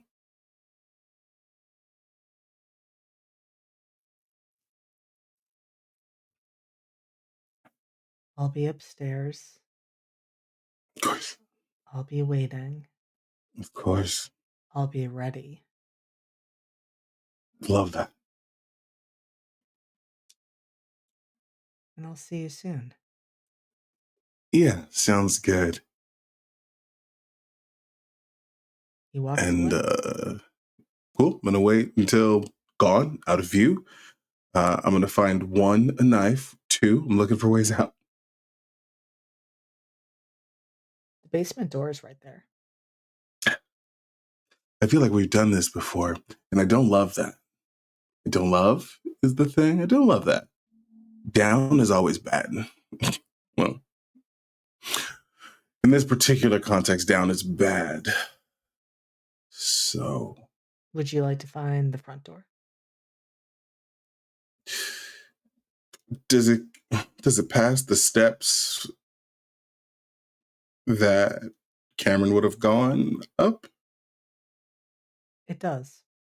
In fact, I think it's in the exact same space. I think there's the front door, Mhm. the foyer, and then the stairs that go up. Interesting, interesting, interesting. And I think that's the case. You know instinctively, even if that's not the layout of Weston's house. hmm That's the layout. Gotcha. Okay. Then we're gonna try the front door, just for funsies. How do you approach the front door, Raven? Casually, so casually, but also quickly, yeah, because I want to get out of here.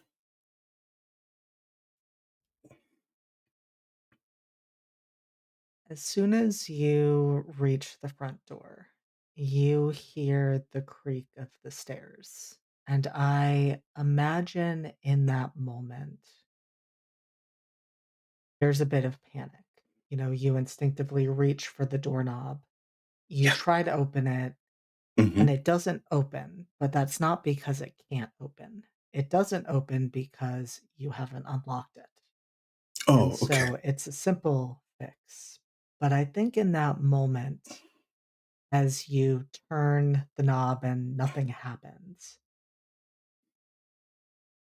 your eyes can't help but go up the stairs because you can feel that prickling on the back of your neck. You know something's there.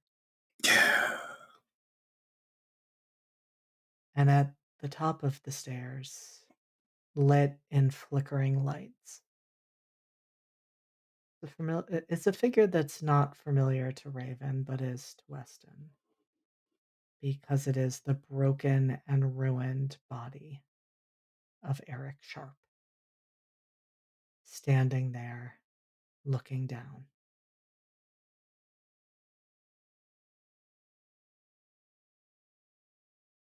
Unlock? You manage to unlock the door. And that's where we're going to leave Raven doing a stare off with Eric Cool. for a moment. Cool, cool, cool, cool, cool.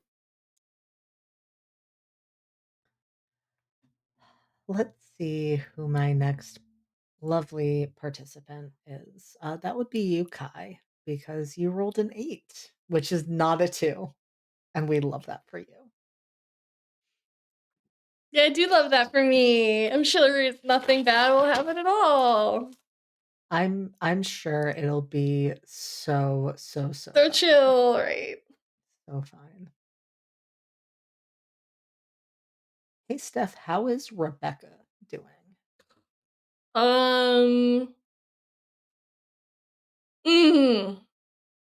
she's been quiet because Kai kind of dragged her a lot. Then he offered the smallest piece of an olive branch. It's like a piece of bark from it. He still don't like her.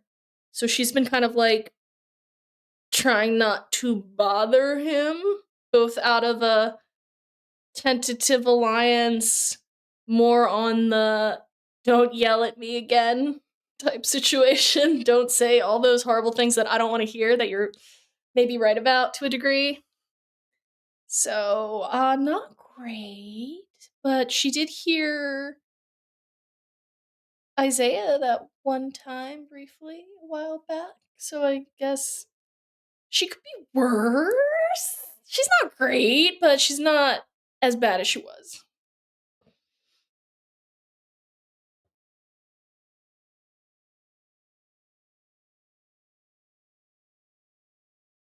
Rebecca, you are in what I imagine is a familiar place. The Church of Our Lady Star of the Sea. You are seated in a confessional. You hear the door on the other side open.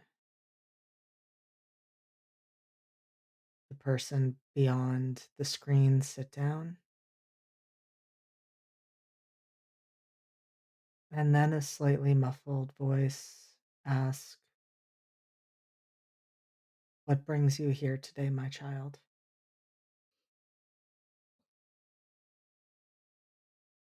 Forgive me, Father, for I have sinned. I don't know how long it's been since my last confession.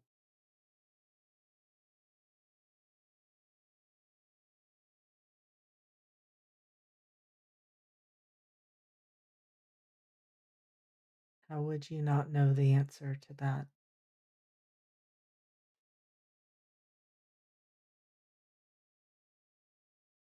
Time has been easy, but I'm afraid, Father.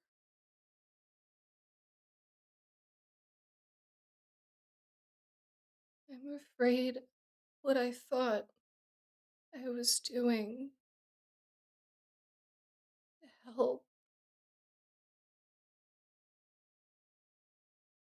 was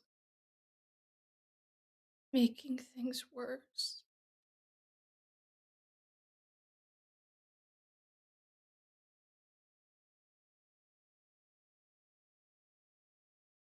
How has it made things worse?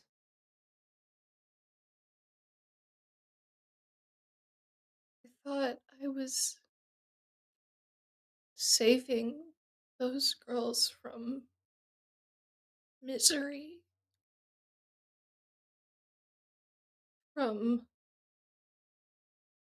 sorrow, but now I'm wondering if I wasn't actually saving them at all.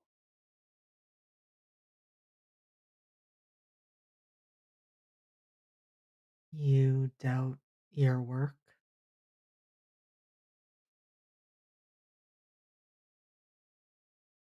I didn't before, but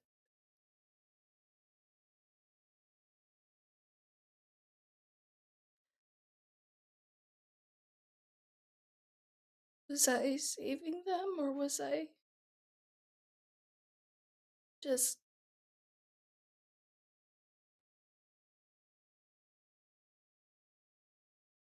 just doing for them what I couldn't do for myself?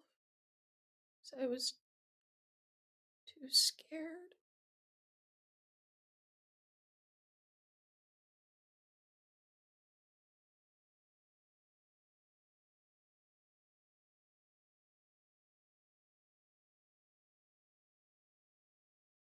What you're talking about there, Rebecca, would be a sin as well. Yes, but it would be a sin that only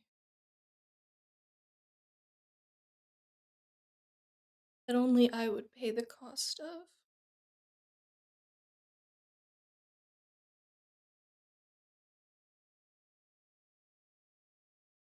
thought if I was helping them, then even if I was doing a sin, it was a necessary sin for them so that they wouldn't have to make that choice. But what if I was wrong? What if they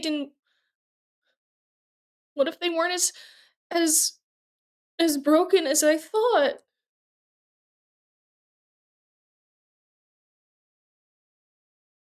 What if I was a thief instead of a savior?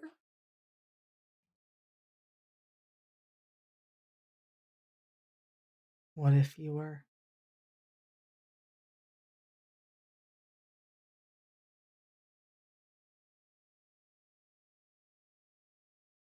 I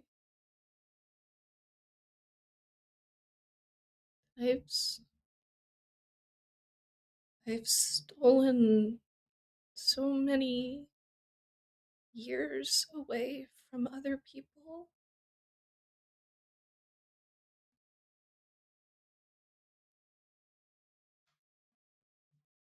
and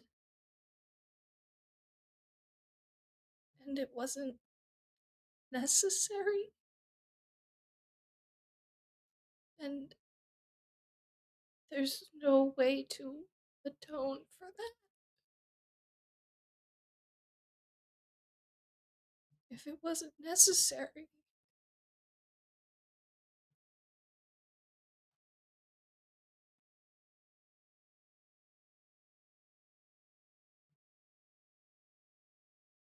There's a long moment of silence, and then the voice on the other side changes.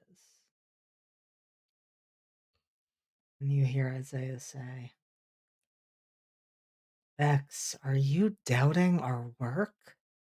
Are you doubting everything that we did together?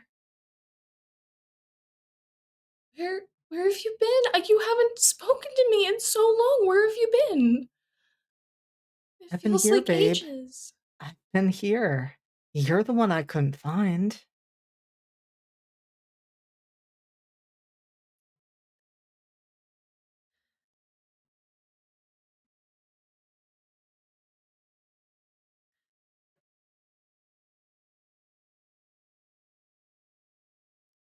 I'm not doubting you. I'm just saying, what if I was wrong? And then because I was wrong, I I hurt you too.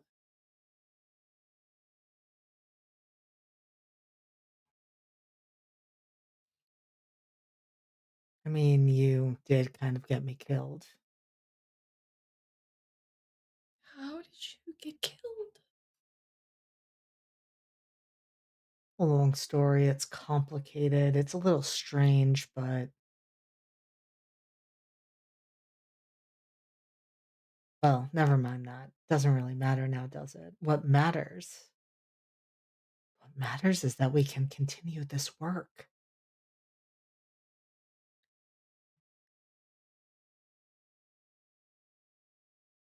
But Kai said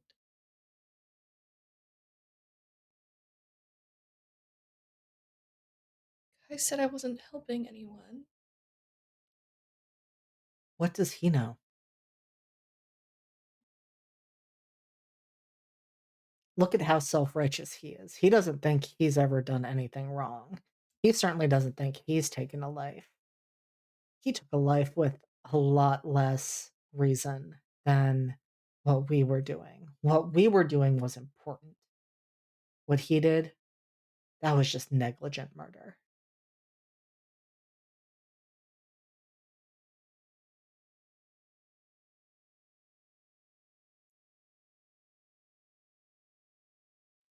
Why did you get married after I died?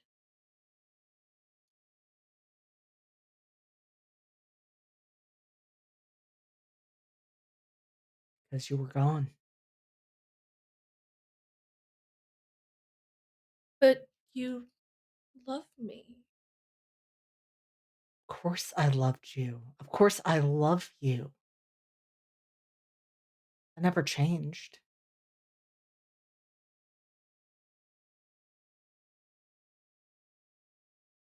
But you loved someone else more.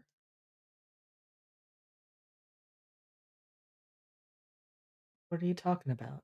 You married whoever she was. You married her. You had children with her. You didn't marry me. Why didn't you marry me?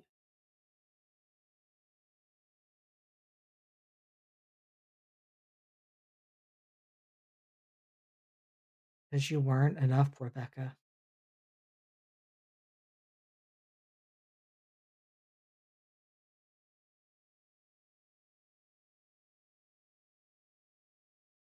Rebecca just kind of like doesn't say anything for a moment because she's feeling like her foundation has just kind of rocked and reformatted under her and she doesn't know where she's standing.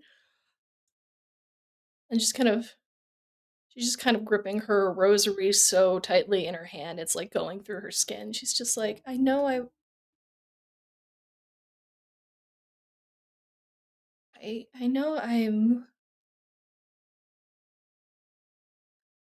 I'm lacking in areas, but you said no one could do the work I was doing with you.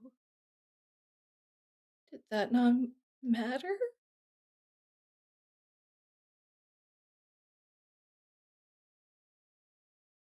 Of course, that work mattered, and you did it trying to fix you, but you couldn't be fixed.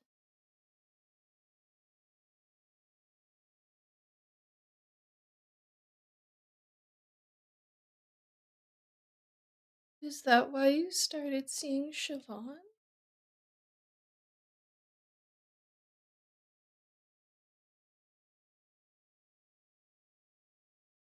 I was hoping you would never find out about her. Why were you lying to me about that? I saw you in the diner. Why were you lying to me? If I wasn't enough for you, why didn't you just leave me? Because I didn't want to be the person to break you. Well, according to you, I couldn't be fixed, so wasn't I already broken?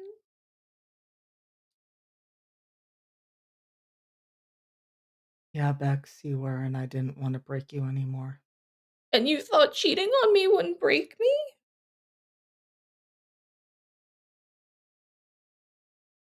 I thought you'd never know.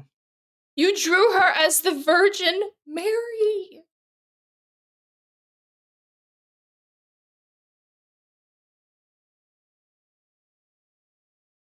I did. Because she was perfect.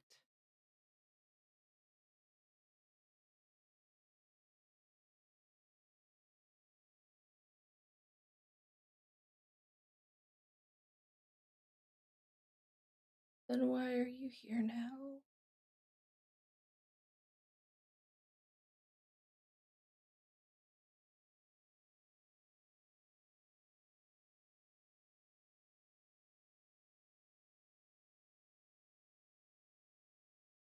To tell you that I'm sorry. For And what? to give you your penance. It'll be 10 Our Fathers and a Hail Mary.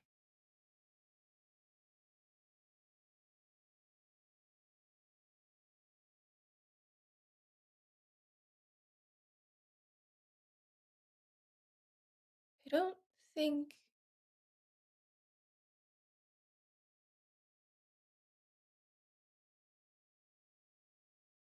I don't think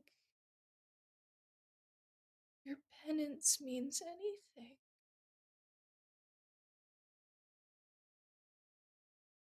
You're not even a priest. Who are you to give me penance?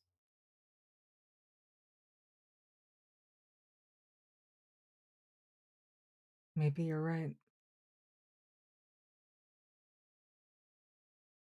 Maybe you'll figure out who exactly you need to ask to get absolution.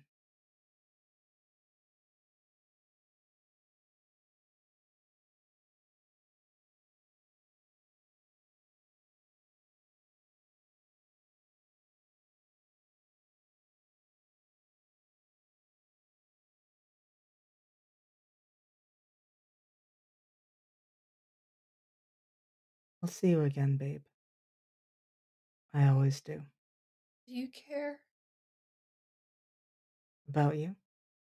that I made myself into a monster? For love of you and love of God.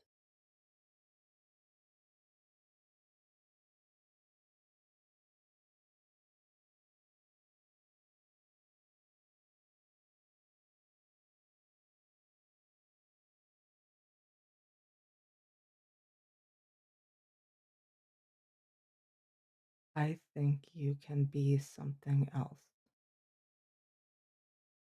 I think you can make someone new out of those broken pieces. And I look forward to meeting her next time.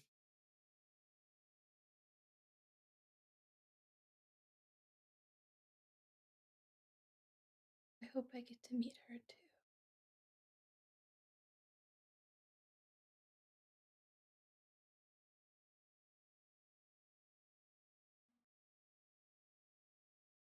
And at that moment, a hand presses up against the screen. And you see it start to tear as claws rake through. Isaiah? And we're going to leave you there. And we're going to move to Della. Oh, And he's such a bitch. He's such a What the fuck? bitch. What the fuck is this? What is this shit? What are we How do you doing? fucking Work. kill this guy again? Hold on. If Again. that's when an 8 gets you, like, what are Della and I about to get hit with?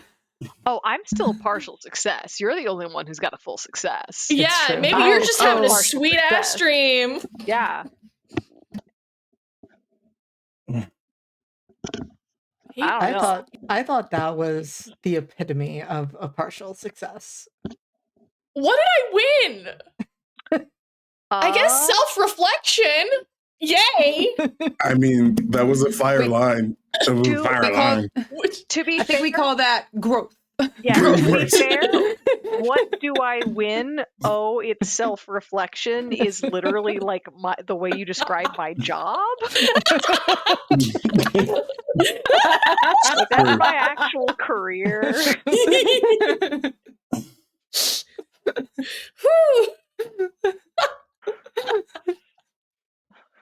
Oh my god. Incredible. So what do we got, JD? What do we got for my poor babies? My beleaguered innocents who have never done anything wrong in any of their lives.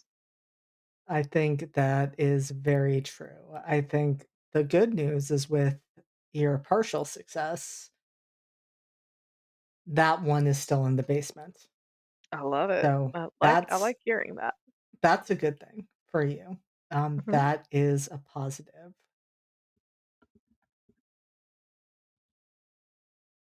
I think in this moment,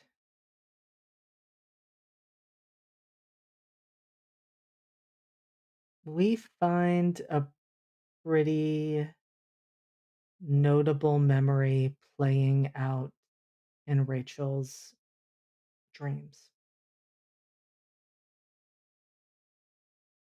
And I'm curious, in her dreams, what it looks like when she finds herself fighting and struggling with Grace once again. I think it's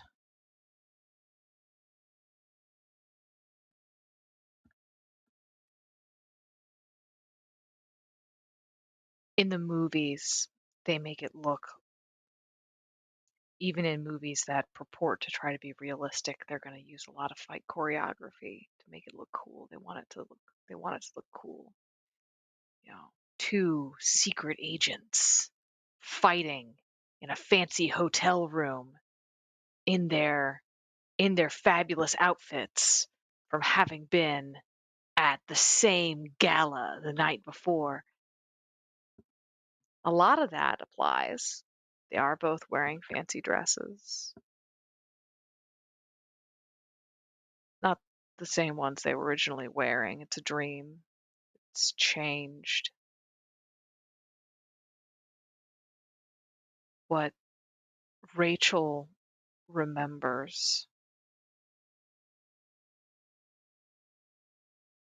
most is the way Grace's fingernails felt when they were breaking the skin on her throat when she was trying to crush Rachel's windpipe. She remembers the feeling of her orbital crest breaking under her fist. She remembers going for her gun and praying she was going to get there first. She remembers being shot. She remembers throwing her out the window. It's hard to remember that moment of struggle. And that's always the question in dreams. Is she going to get locked in the fist fight where they were just breaking each other? Or is she going to get locked in the moment where she didn't know which one of them was going out that window?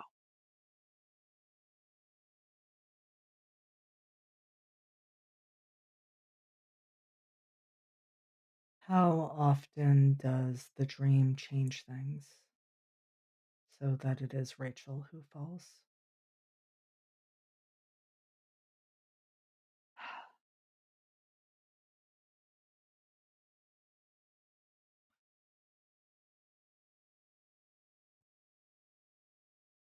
About 75% of the time. It's like those dreams where you take a misstep and you fall and you jerk awake. This is Rachel's version.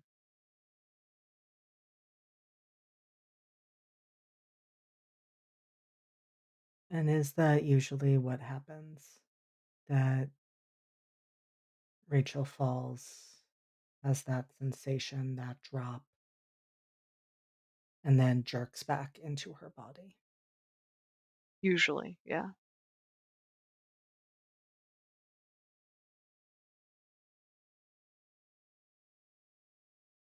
This time, Rachel, you both go out of the window together. And there's a part of you, because as you said, Rachel is very controlled in her practices before sleep. She is very good at putting everything in a box. She is very good at recognizing a moment like this and knowing to come back. This time you keep falling and falling and falling. Is Grace still with me? She is. I think in that moment when they first go out the window and they go out together and she first realizes, oh, I'm dreaming. I think the first thing she does is not let go, but like twist so that Rachel is going to be the one who hits the ground first. And she looks up at Grace's just ruin of her had been perfectly, beautifully made up face and says through her own broken teeth,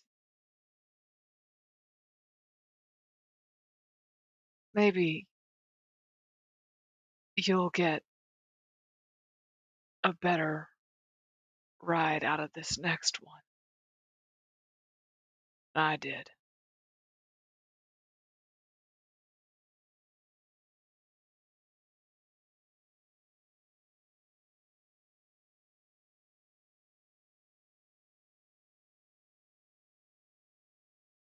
And Grace looks at you, and with the logic of dreams, there's no panic, there's no anger. She just looks at you as the two of you fall together and asks,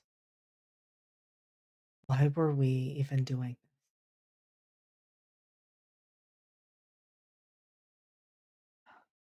Why was this even necessary?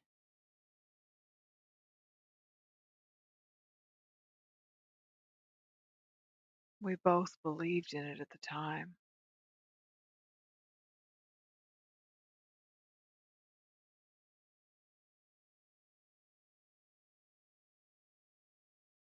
That's the best answer I've got.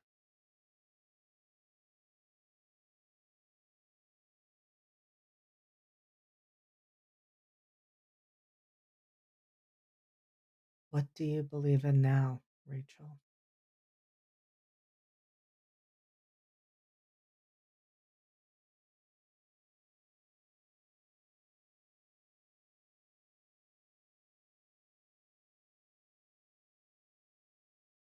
Walking lightly when you can. Carrying a big stick when you can't.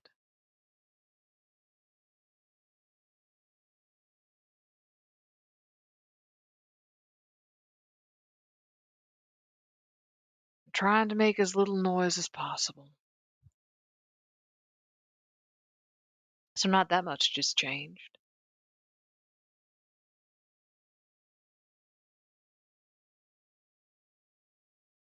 What about the other one? What does she believe?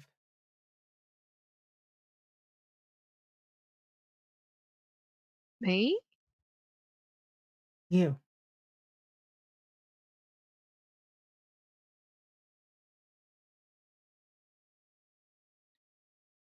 Oh. Uh, you're,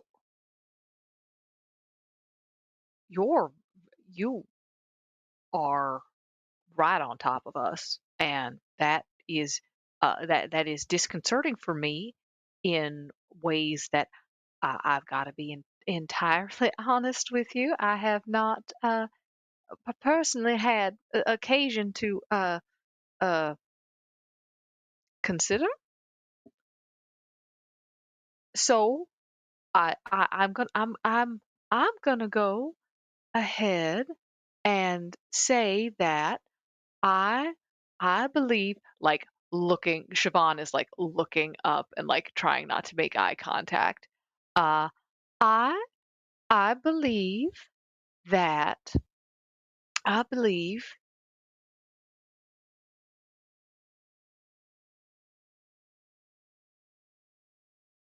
I don't know what I believe in at this point. I used to believe if you were a good girl, you did things right, you married a nice boy, you weren't too interested, and you dressed right, and you went to church on Sunday, everything would just work out. That's what I believe. And then I was murdered. And now I think what I believe more than anything else is don't wait around for somebody else to come in and solve your problems for you. And I'm gonna get maybe a mite specific here, begging your pardon, ma'am, but if you want revenge, take it. That's what I think. Though I recognize that in saying that in this very moment in time, that might have adverse consequences for myself, but I feel compelled to be honest.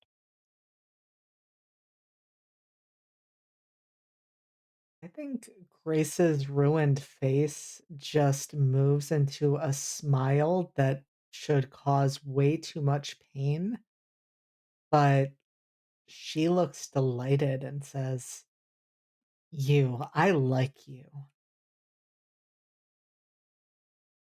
Uh, good. You, you, you were very pretty. Are very pretty. I think once you see a doctor for that uh that black eye, and you I think you'll be you. Mm,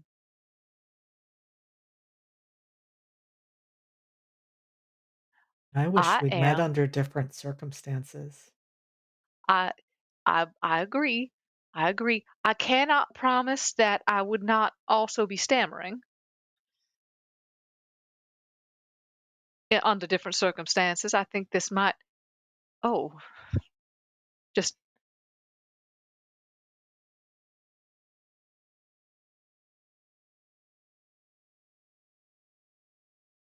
I am re-evaluating some things about myself.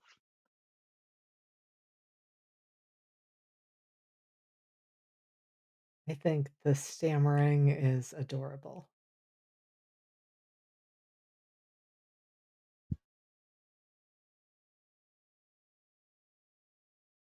Well, how can I help you, Ms. Monash?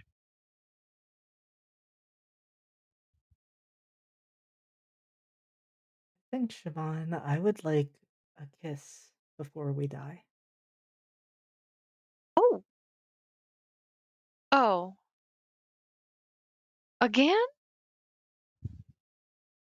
Not the kiss. I will happily give you the kiss. Do we have to die again?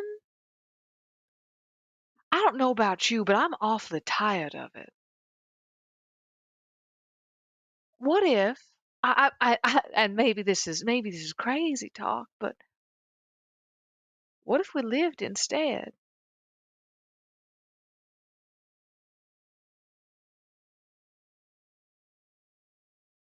And Grace leans in and kisses you, Siobhan. And it is everything you have ever wanted a kiss to be. It shouldn't be with the injuries you both sustained. But Grace whispers against your lips, "I know how my story ends, but yours can still be different, Siobhan. You're going to live this time." And you realize as you have been kissing that her body is now the one beneath you. And you don't even feel the impact as the two of you land. We're going to jump over to Cass. Our one total success. Cass, what is Mara's favorite place to be?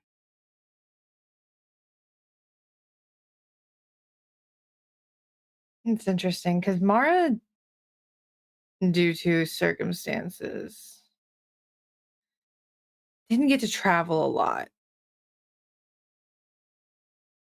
And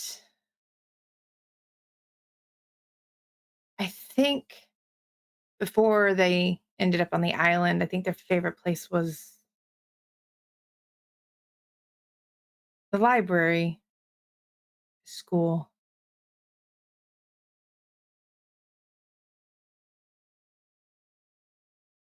Was there a favorite place in the library? I think there was a like little squishy leather love seat that someone donated at some point or another and stuck in a corner. And they would just sit there for hours, skipping class.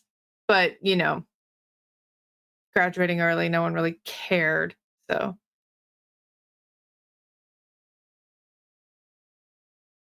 And so, Mara, you are settled in there. You are comfortable.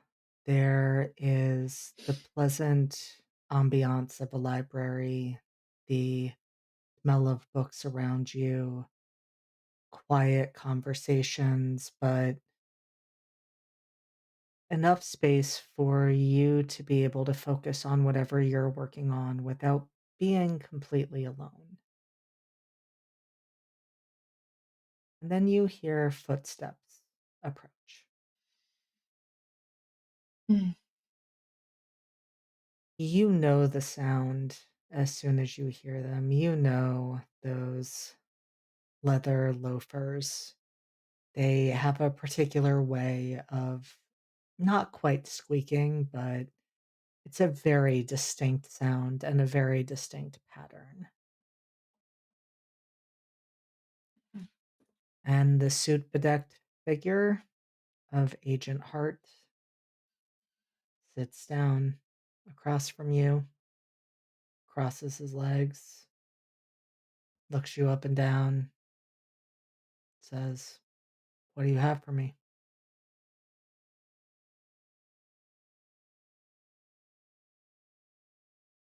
Nothing.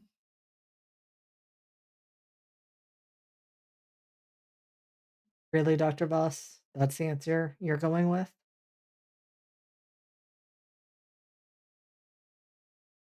Setting change at all?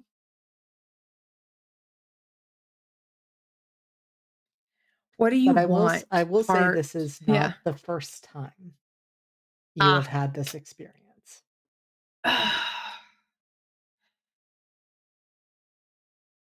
What do you want, Heart? I want an update on the On status. which one?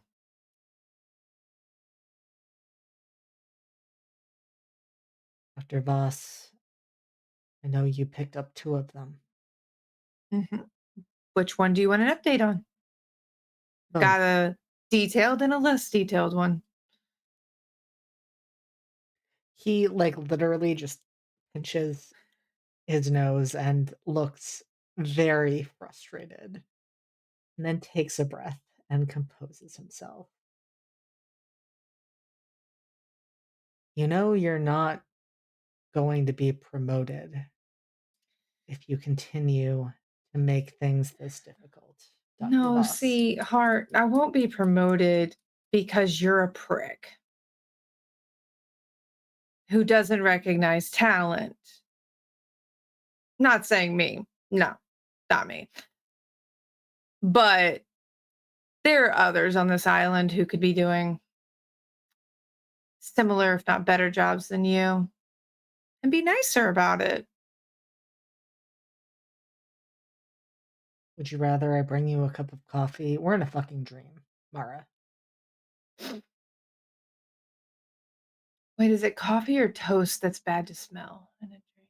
I don't remember.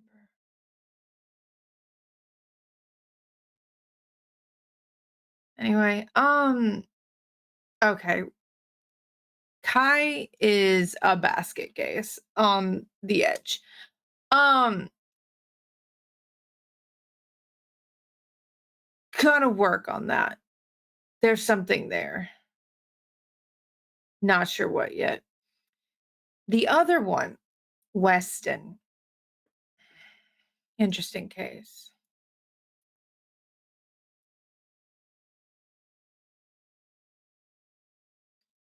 Are you going to elaborate? I'm thinking how to phrase it. Am I going to regret asking? I mean, how detailed of a report do you want? Summarize. Summary. Weston could be useful.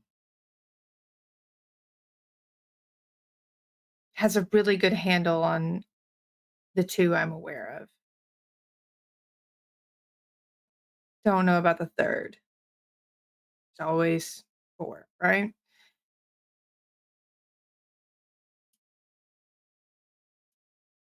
necessarily trust, but I don't trust anybody on this island, but could be useful. Brought into the fold. Useful. In fact, going to reserve judgment until I've had a longer conversation with Kai and met Rachel. I think they all could. Brought into the fold. Yeah.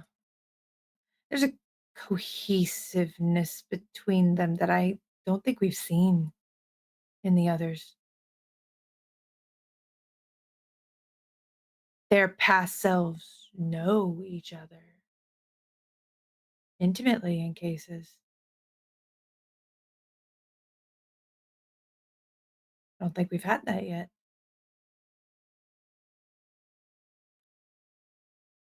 Bring them in. They may spill more. It's been 24 hours. Maybe wait a day.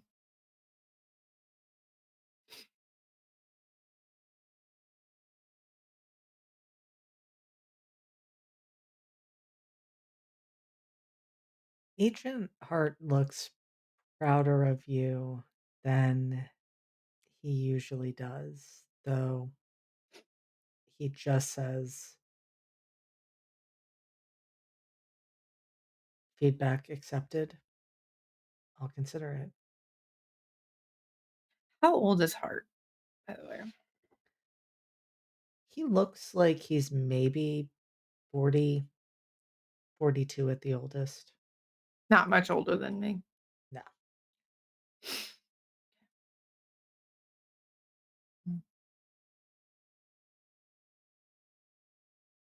It's interesting that you mentioned smell,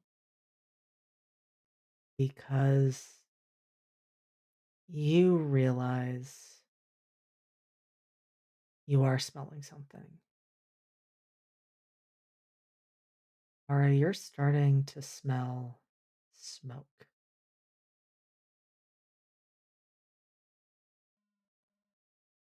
And that's the moment that all four of you are woken up as the fire alarms in the hotel go off, as the lobby erupts into flames. Ty, what the fuck? I'm going to slap Weston awake and go, boxes in my car. They have to come with me. I'm going to go get the other one. I think he was already awake. Especially, fire alarm. Yeah. Raven's up. Yeah. Raven is. If I'm not sure, I'll stop and clock which one I'm talking to. Gotcha. Then you see the wide eyes of don't like fire type to go. Raven, I need you to look at me, okay? Breathe. Grab that box and get out. I will get Kai. Fire escape is down the hall. You don't even have to do anything else. Just get to my truck. Okay, moving. Just gone. And I think that is where we are going to pause our scene as we see Raven moving towards the boxes. We see Mara moving towards the hallway, and we see the flashing lights that accompany the fire alarm. The hotel starts to burn. This is fine. We had such a good time tonight. This is literally fine. We are the meme now. How was that an 8? I'm just curious. Because a 9 got gay kissing. Look, and an 8 got my gaslighting digit. toxic ex. I mean, rude? Fucking rude? Listen, I mean, it's all how you leverage it. And truly, I mean, is that not Rebecca's true love? I'm just saying. It's true. She's been having a great. I mean, he was, but then he started talking to her like that. Yeah, no, he said you weren't enough, fam. He said you weren't enough. That's Absolutely wild. not. That's Ooh, wild. He said that What? to your face. Why am I He feeling Right, did. bad for right. her? I'm not supposed to feel bad for Oh, her. That was just so pathetic. Because she's got levels, babe. She She's got got she look. levels. Yeah. layers She's like like an onion. she's like an onion. Exactly. Yeah.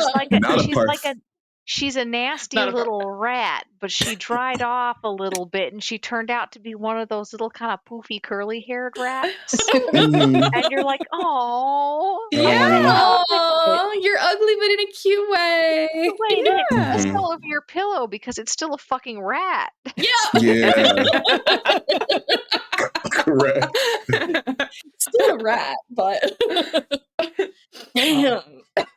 You all were incredible. So yes, it is, I know, late. Let us do our outros and we will wrap up for this evening. So Steph, starting with you. Tell Still, us. I need to find a way to murder this fucking ghost again. For realsies this time. For realsies this time. Hi, I'm For realsies Steph. this I was time. Kai, and our slightly less wet rat, surprisingly, Rebecca. You can catch me in Redacted every other Thursday. Third season of Secrets and Shadows coming back soon. How much worse could things get for Rhiannon? But except not, because the demon's totally gone. There's nothing to worry about. Her boyfriend wouldn't lie to her. It's fine. And coming up soon, you can catch me in another new Horror Masks game JD is running over on Entropy Emporium You called can announce it, yeah. I think I just said it last time. Official title, They Call Us Villains. I'll be playing the Doomed. She's sweet. It's gonna be a great time. Don't worry about it. It's so fine. Yeah, I would not worry about any single character in that entire game. We're just gonna make some friends. And Q can tell you about one of those friends, in fact. I sure can. Hi, I'm Q. I played Weston and also Raven. And both of them are having a great time. Some more than others, I think. When I'm not here for Redacted, you can find me out on the internets at Midnight Inc. That's Midnight_INQ. Q is my name. I'm sure you get it. Yes, I will also be joining They Call Us Villains. I'm playing the Transformed. I'm just playing. He's just a real sweet boy. He's a real sweet, sad boy, and that's fine and probably not hurtful in any way. You can also find me on Tuesdays here, live from the apocalypse. I am still guest starring with the class reunion gang as Kira. He had an episode. It was a good time for sure. And then on Saturdays, not this one coming up because we are honoring the strike. But you can see me and my cast on Chaotic Wholesome for Body and Soul, a soundtrack to see forever to. When we get back into it, probably the week after next, we are going to be in the 80s and 90s. And boy, howdy, is it going to be a time. Yeah, and then other than that, I have more things in the future. Will teased a space game, so I'm going to be in that. So just keep your eye out. Other than that, find me. I'll be around. I'll be out here. Q is doing amazing things. Body and Soul has been absolutely beautiful. Thank you so much. Thank you so much. So definitely check it out if you have not already. And Della. Hi, I am Della. I have been Rachel and Siobhan. Was I anybody else? No, not really. Briefly. And yeah, very briefly.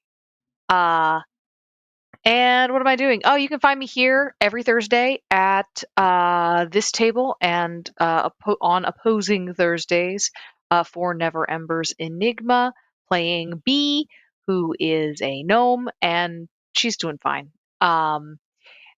She's fine. She's doing fine. She's a grad student. It's fine. And You can also, I'm currently guest starring every other Sunday with Academy H, playing the Sibylid War hero, Blossom, the pale blossoms that, the pale flowers that blossom on battlefields, and they're great. They're fun. They're not causing problems for anyone on purpose at the moment. And on March 25th, we will be having the kickoff of season 2 of Thy Kingdom Come, the Urban Shadows theocracy game that I pitched as what if Percy Jackson was his Dark Materials. And that should be a lot of fun. So check us out. Yeah, you've got a lot of stuff going on right now, Della. I'm realizing. I do. Hugh, were I you have 4. counting? No, I forgot one. What did you Oh. forget? I forgot our traveling home, our wandering home, our traveling home, which I'm also doing. We are also on break because of strike this week, but we will be coming back to it. I'm playing the wizard. Yeah. Yeah, no, they're lovely. They're fabulous, and I love them a lot. But yes, also that's on Entropy Emporium as well. So yes, there we go. I forgot one. I didn't want to forget it because I love them. I love the cast so much. Amazing. Yeah, you are all involved in so many amazing things. And speaking of that, Cass. Hi, I feel like I'm about to get people starting counting like they do to you, JD. I got all 10 fingers Hello. Right. My name is Cass, aka Yoda Almighty. So let's see, what have I got going on? This Saturday, I will be playing King's Gambit, which is the Outgun Spy game over on Singularity. And then Sunday is a home game. And then I'm off. And then next Saturday, Call of Cthulhu Speakeasy Conspiracy, our ongoing game. Stepmom to a snake baby god. It's great. And then Sunday, for Wild Week over on Lost Caravan, I will be playing Decay and Bloom. It's going to be a post-apocalyptic setting. We haven't had our session 0 yet, so I haven't made my character. I don't know what's going on yet. On the 4th, I will be over on Synthetics channel playing Queen's Gate Chronicles. On the 6th, I will be back on Lost Caravan for Heavy Metal Thunder Mouse. I am playing Rick Okada, which is my mouse version of Rick O'Connell from The Mummy. We had our session 0 last night, and it was a grand time. We already have artwork. And then I'll be back here on the 7th for Redacted. And then home game on Friday, home game on Saturday, 2 home games on Saturday. And then on the 10th on Singularity, I will be playing Fragments of Tomorrow's Apocalypse, our ongoing City of Mist campaign. And then I have a week off. Incredible. Oh, I missed home games in there. Never mind. Don't worry about it. Look, trust me, I don't even count the home games. I'm going to be honest with you. Because if we did if we did that, people would be like, "Hey, are you okay?" Question the answer is, I'm fine. What's that sleep schedule look like? Yeah. My home game friends who got me into this hobby routinely ask me what the fuck I'm doing. And I'm like, this is what your you told fault. me. Right. I learned it from watching you did this. Yeah, you did. Yeah. It was your idea to drag me into TTRPGs a month before we went into lockdown. 2 months before we went into lockdown. What was I supposed to do? See, technically, I can blame Della for all of this. This is all Della's fault. Yay! Thank you, Della. Thank you. I convinced JD to join a gaming society in college, and actually, I convinced JD to join that gaming society and Malchus to join that gaming society. And so basically, if it weren't for that, LFTA would not exist. It's true. We love and appreciate you for this. We sure do. It's all me. I've It is all masterminded you. this whole Master. thing. I don't know what will I do with all of this power of tens of people who sometimes read my posts on the internet. Truly. God, I just kind of want to end this episode there. I don't Do need to it. do an outro. Yes, you Everybody do. knows what Absolute. Hey, Okay. nice No, try. Okay. we need to Yeah. know Nice what you're up to. Yeah. Yeah. Nice I mean, try. What that boy do? honestly, all of you pretty much like hit the things that I need to promote because you can find me in Academy H as Casimir Bright, aka Spectral. You can find me in Class Reunion as Hunter. You can find me in Never Ember's Enigma as Riv. a dating That's sim. fine. I'm in a dating sim, and I love that for me. I will be back for Thy Kingdom Come as Saint Soren. Augustin will see how he's doing given how last season ended. Remind me that I have questions for you on that, Della. I can be found running this game every other Thursday, and as noted by Steph and Q, I will be running the Horror Masks game. They Call Us Villains over on Entropy Emporium. It is going to very much be a locked room mystery about a group of powered young adults who are trapped in an institution. And murders are happening, and it's fine, and I would not worry about it. Nothing wrong ever in my life. Exactly. None of them have ever done anything wrong We're ever in innocent their little life. babies. No. Let us out. No, I Let us did. touch That's why I'm grass. here. Stop it, No, Q. You're not allowed to use No. that voice on me Connor anymore. needs to be free. Seriously, I can do it. I can do it too. you're a monster. You're a monster for that. I'm gonna cry because Connor's gonna make me cry. What else am I even doing? You can find me on Exquisite Corpse Presents every other Saturday for our game Sister Cities, our usually non-magical D&D game. And you will find me in the next Horizons and Halcyons recordings when those start, which will be using Apocalypse keys this time around to tell a story about some uniquely powered individuals with a role I will be reprising from some previous episodes that we did. Oh boy. And I think that's it, but I'm also pretty sure I'm forgetting something, which is totally fine because it is late and we need sleep. Yes. And with that, I think we are going to call it a night. And so, a good night, cast. Good night, Good night, guys. Cass. Cat. Good night.